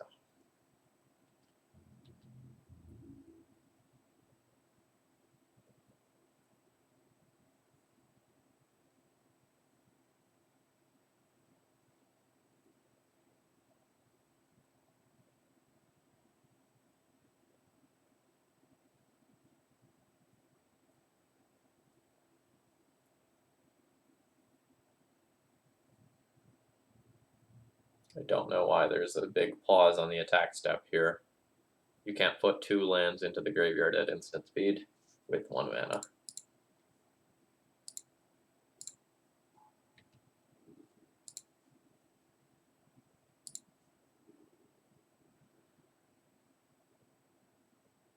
That's not a bad draw.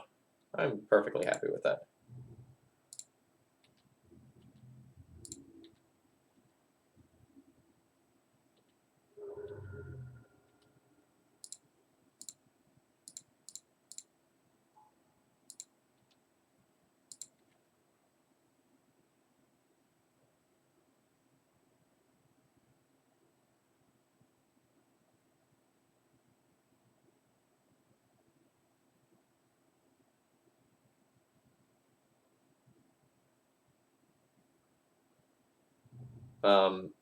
There's a Thalia in play, so not so much.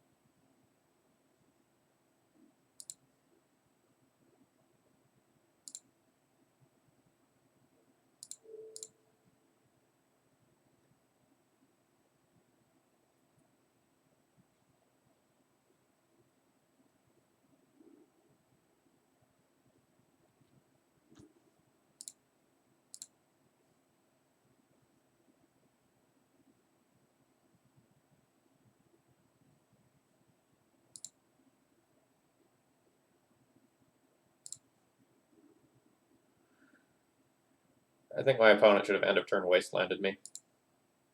I think it's very clear what I had in hand if I'm bouncing my own Thalia.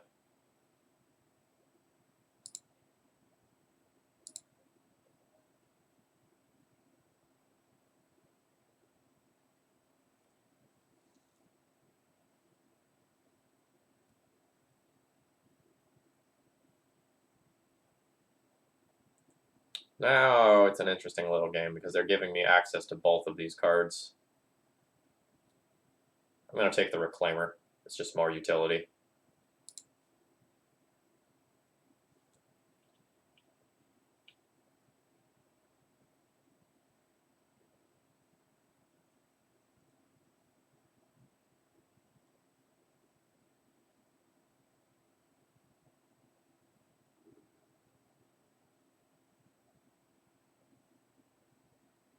Oh, right. Yep. You're right. I misspoke.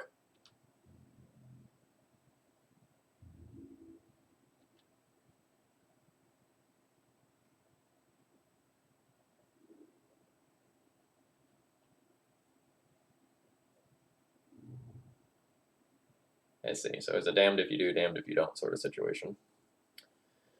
All right. You produce a Merit Lodge. I die. But I can't play scared that whole game.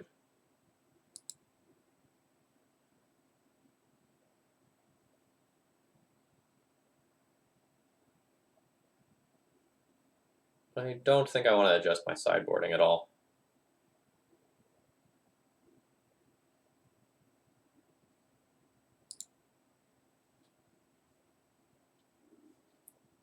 I would like to play first. I'll be keeping this. It's sort of a medium power level hand. I have a lot of interaction. I have a duplicate of these, which is kind of a mixed blessing. And the Hawks provide a lot of blockers.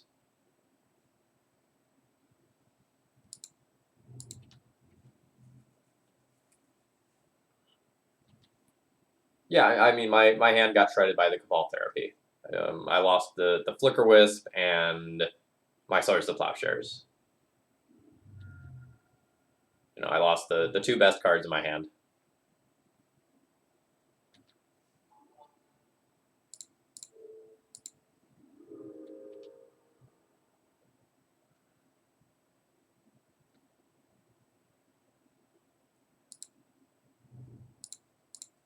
I think it's just correct to Play the Thalia, slow them down here, and then Wasteland plus Squadron Hawk next turn. Hopefully getting a land that matters. Sunny goes shopping. Thank you very much for following. A Sylvan Safekeeper.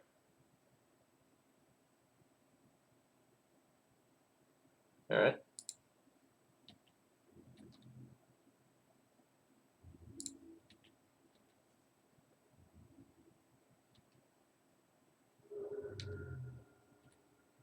I want to think for a second about whether or not I actually want to wasteland that bayou. It's possible I don't, and I just want to save it as a safety net.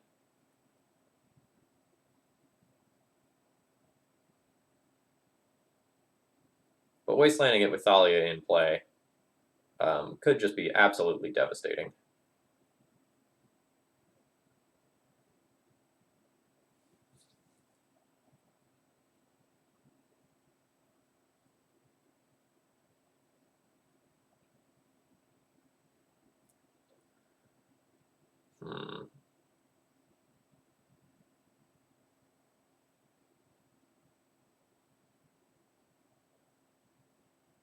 Wastelanding, it means they need another black producing land to Cabal Therapy.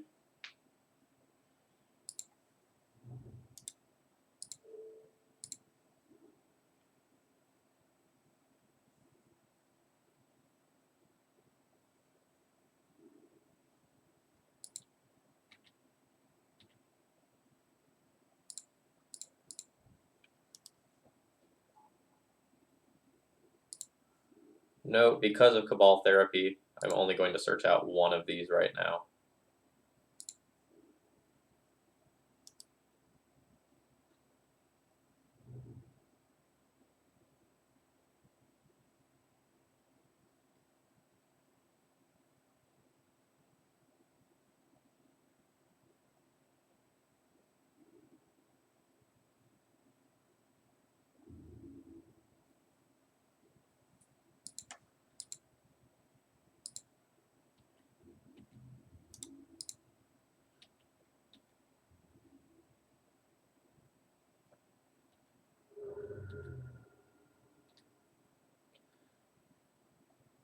I get a little aggressive here.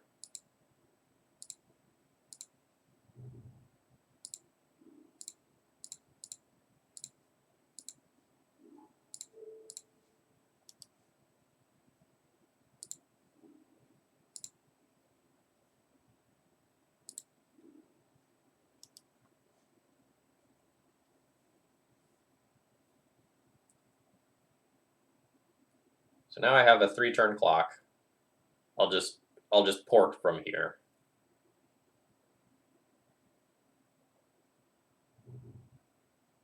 But I don't think I have enough power in play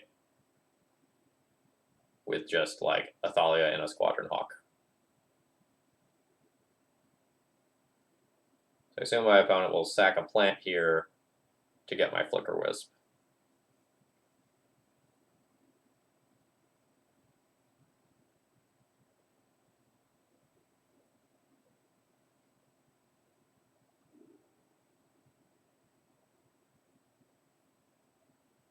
Wasteland for my Caracas. Wasteland for my Caracas.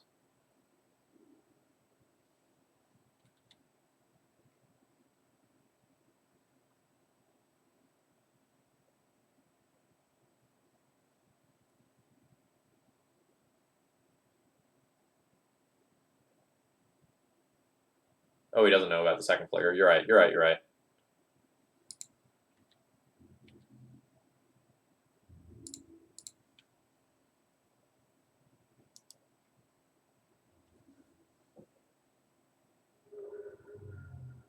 I think I'm just going to be dead to this Hogak. It kills me in 3 hits, and my opponent gets the first attack.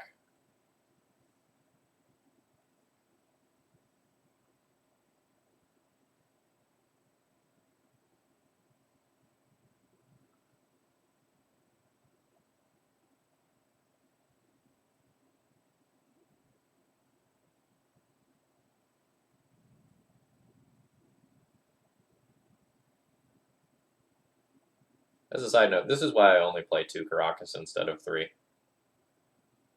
Like, legend ruling your own lands is so devastating. It's come multiple times this league already.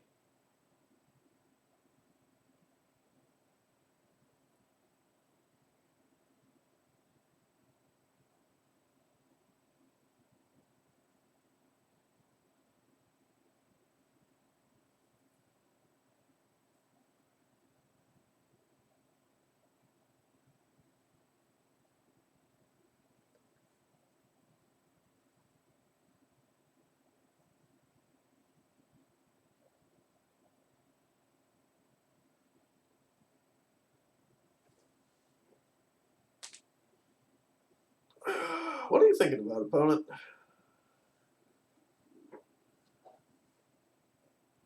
think that's a bad name.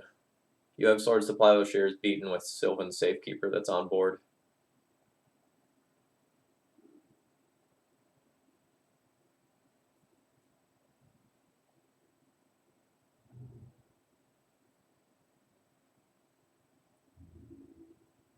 Force of Virtue, I guess, would be a great draw, right?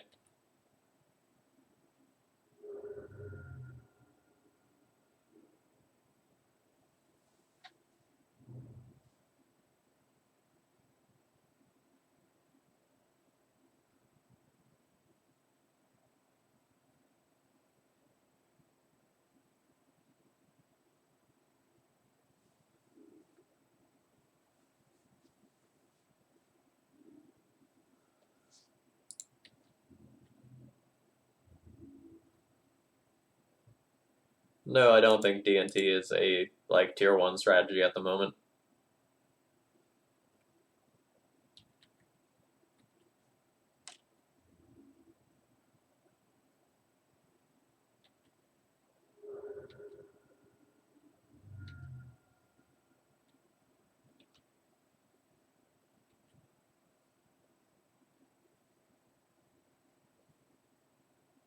So I don't think I'm on any outs, right?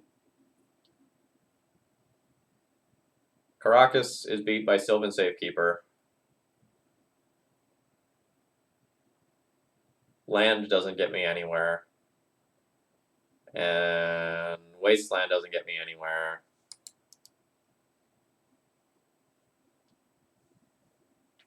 I guess my out is my opponent. Well, actually, I guess Caracas is fine because my opponent has to chump block.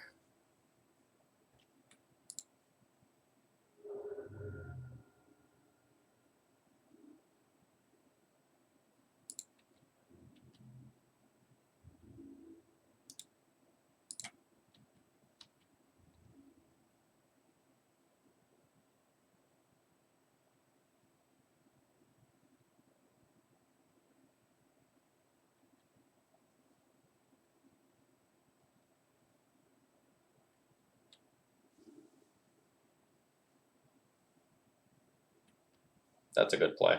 That beats the Caracas that I potentially could have drawn.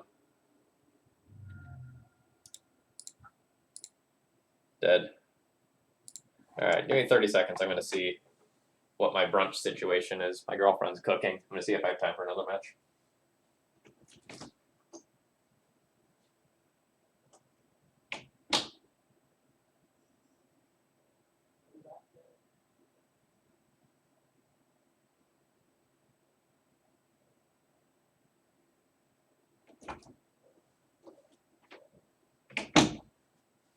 Well, my girlfriend ran out to do an errand, so I do have time for the last match. Let's get in here and battle. Yeah, Felchmaster, I don't remember if you were around for my recent Red Prison streams, but I've been trying out 2 to 3 Chandra Awakened Inferno in the sideboard, and it's been very, very, very good right now. Highly recommend that card. It's just absolutely great versus all the derpy control decks that are running around.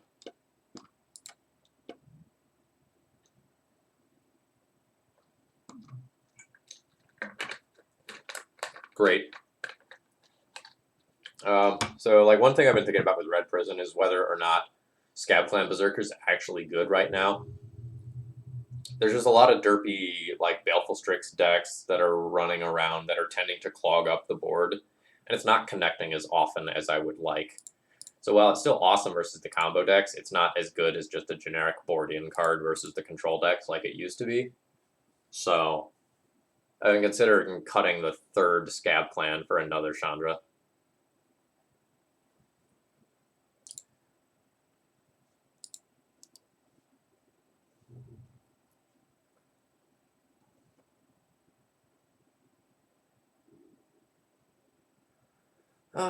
Do I just want to Swords this now?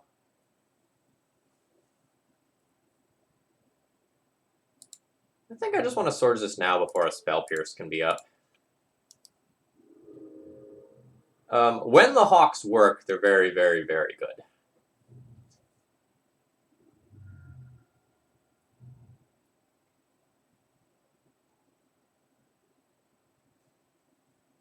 Then this shit happens. Hey, you know what'd be really cool if I had in my deck list? Batter Skull.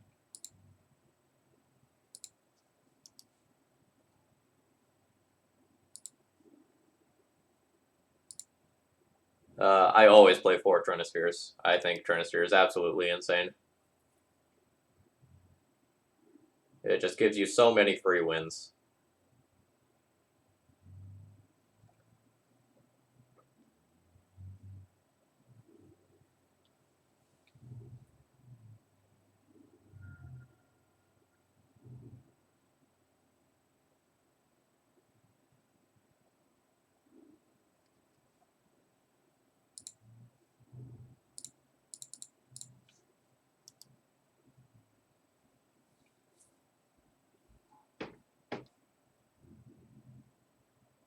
Why are all the Hawks named Mike?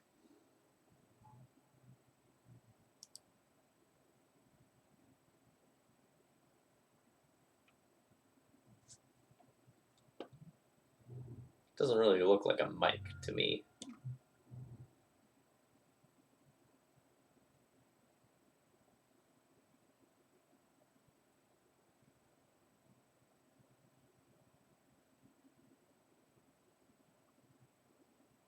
You can also click on the cards on the left-hand side of the screen to see the Cardboard Live extension.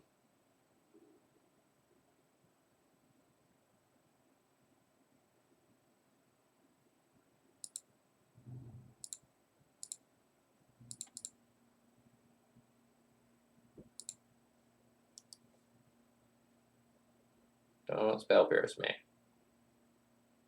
Yeah.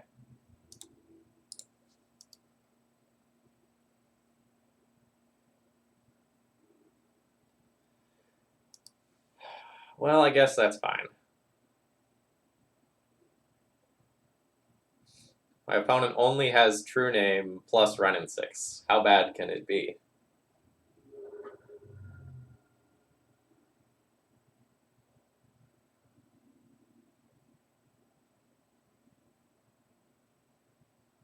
I think I want to play around Hardcast Force of Will by Wastelanding. No, I don't. Like, Wastelanding my opponent just gives them Ren and 6 fuel.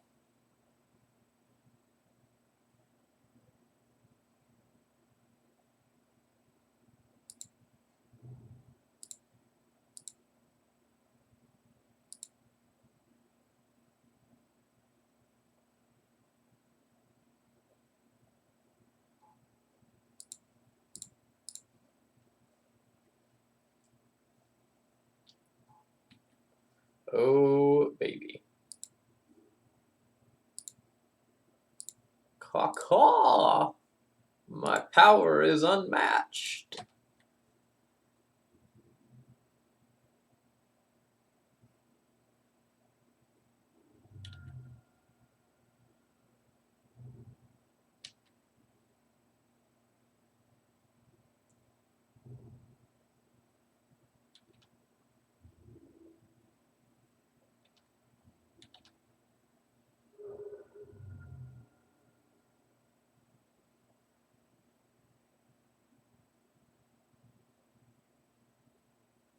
I'm gonna have to...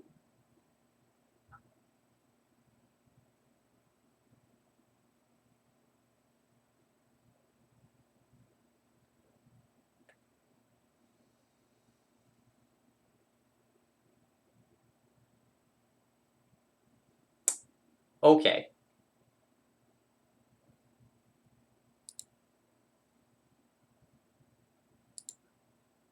That is exactly what happened. All right. Well, where did this deck list go? Here it is.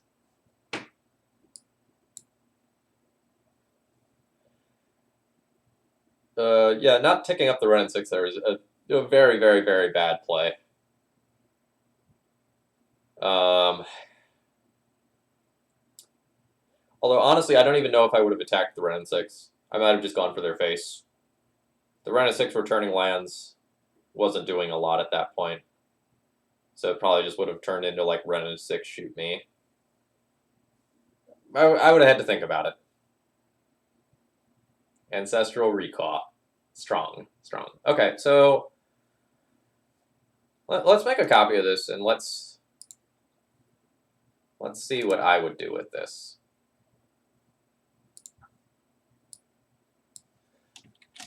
Bill, call, taxes. First thing I do is junk a Caracas. Play another Plains. I'd still probably play Mom over Giver of Runes. I just think Mom is too good in the right circumstances to be playing. To like, not be playing, sorry.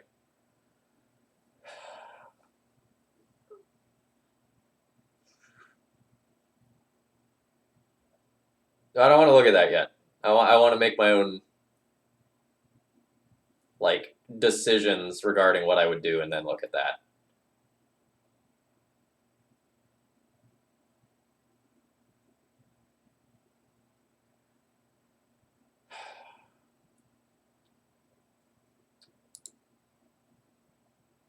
So, I don't want this. I want a Batter Skull.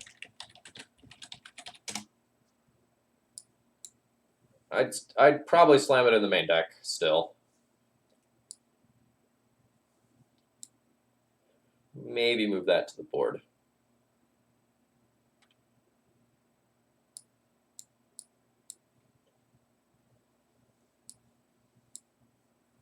I want at least one path to exile.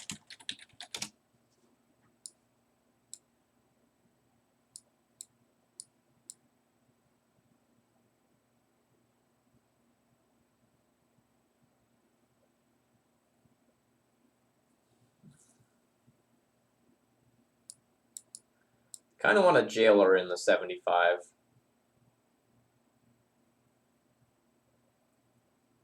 But it might not be correct in this deck since you're getting card advantage via Squadron Hawks.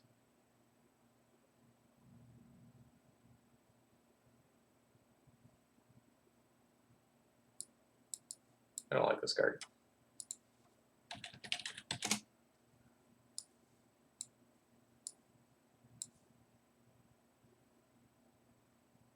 I would probably use something approximating this as my testing point. All right, so now let's look at what Dr. Bill posted. Still on Giver, on Tomic, on Brimaz, Howl's Spirit Keeper, down to 2 of those.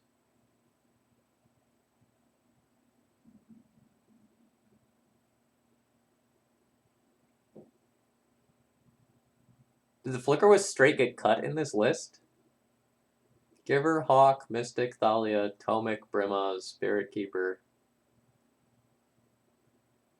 Yeah, I don't think I'm comfortable dropping all of the Flicker Wisps. Like, I get that you want to be a more aggressive shell, but Flicker Wisp bails you out of all of the weird shit the format has to offer.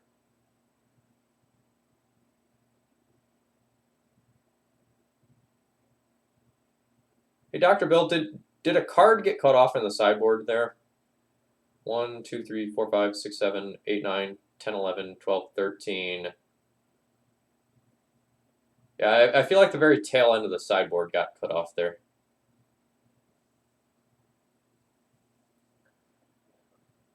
This is an aggro deck, drop Recruiter. Recruiter's kind of like copies 5 and 6 of Squadron Hawk, though, right? Like, in addition to whatever else you need it to be. I don't think you can drop Recruiter.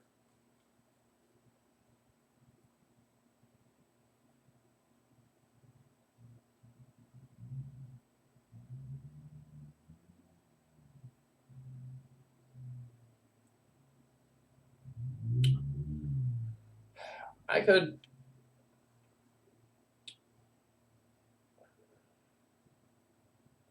I think I like the idea of playing a Brimaz over one of the Spirit Keepers because like it still has the Force of Virtue synergy, but it just gives you like one other play that's good in the early game. So I do like that. Oh wait, hold on. Do I have 63 cards in the main deck? I have to make some cuts. Okay.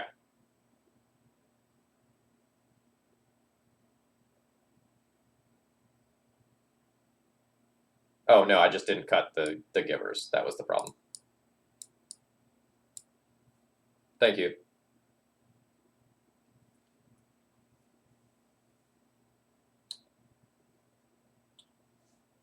We're not really an aggro deck though. Like we have more aggro elements than normal, but we're still a control deck. And like we have to have end game inevitability for once we establish some degree of control on the game. And I think dropping Recruiter of the Guard drops one of your best sources of end game inevitability.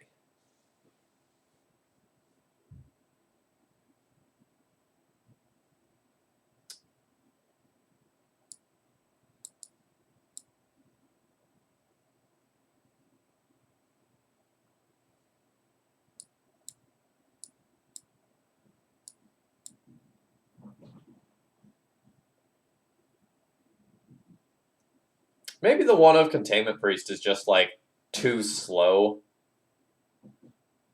in this list. Like if I'm gonna skimp on Graveyard Hate and not play Rest in Peace, like maybe I should just go deeper and cut that for a second path.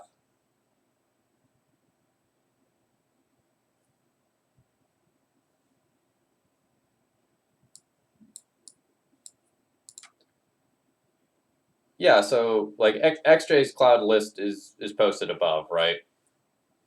So he just like added the Tomic and went even more aggressive, like lowering the curve. But a list has to have a lot of very interesting things going on for me to consider playing fewer than 4 Flicker Wisps. Like if I could jam 8 in the deck, I'd probably really sit down and think about how many I'd actually play. Like the card is nuts; it bails you out of everything.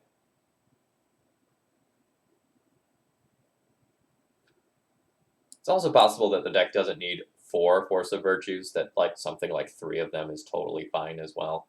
But I'm not really sure about that. So I think this deck list is interesting. I'd be willing to play around with more of this. I'll probably do like a daily D&T recording with this deck list or something very, very much like it. So I think this strategy has legs. I don't know whether or not it's like the best possible thing we can be doing. Just because like we saw today that even sometimes when like you're playing a strategy that is adapted for the metagame, when you don't have something like Force of Virtue, like you still have a ton of X1s, right? Like our Squadron Hawks and Thalias looked terrible in the face of Run and 6 when we didn't have this, but we were able to pivot the game once we did. So I don't know. I am intrigued. More testing required. I hope you've enjoyed today. I think it's about breakfast time here for me, or I guess technically brunch time for me. My girlfriend's making like some awesome like flavored French toast or something like that. It's gonna be great.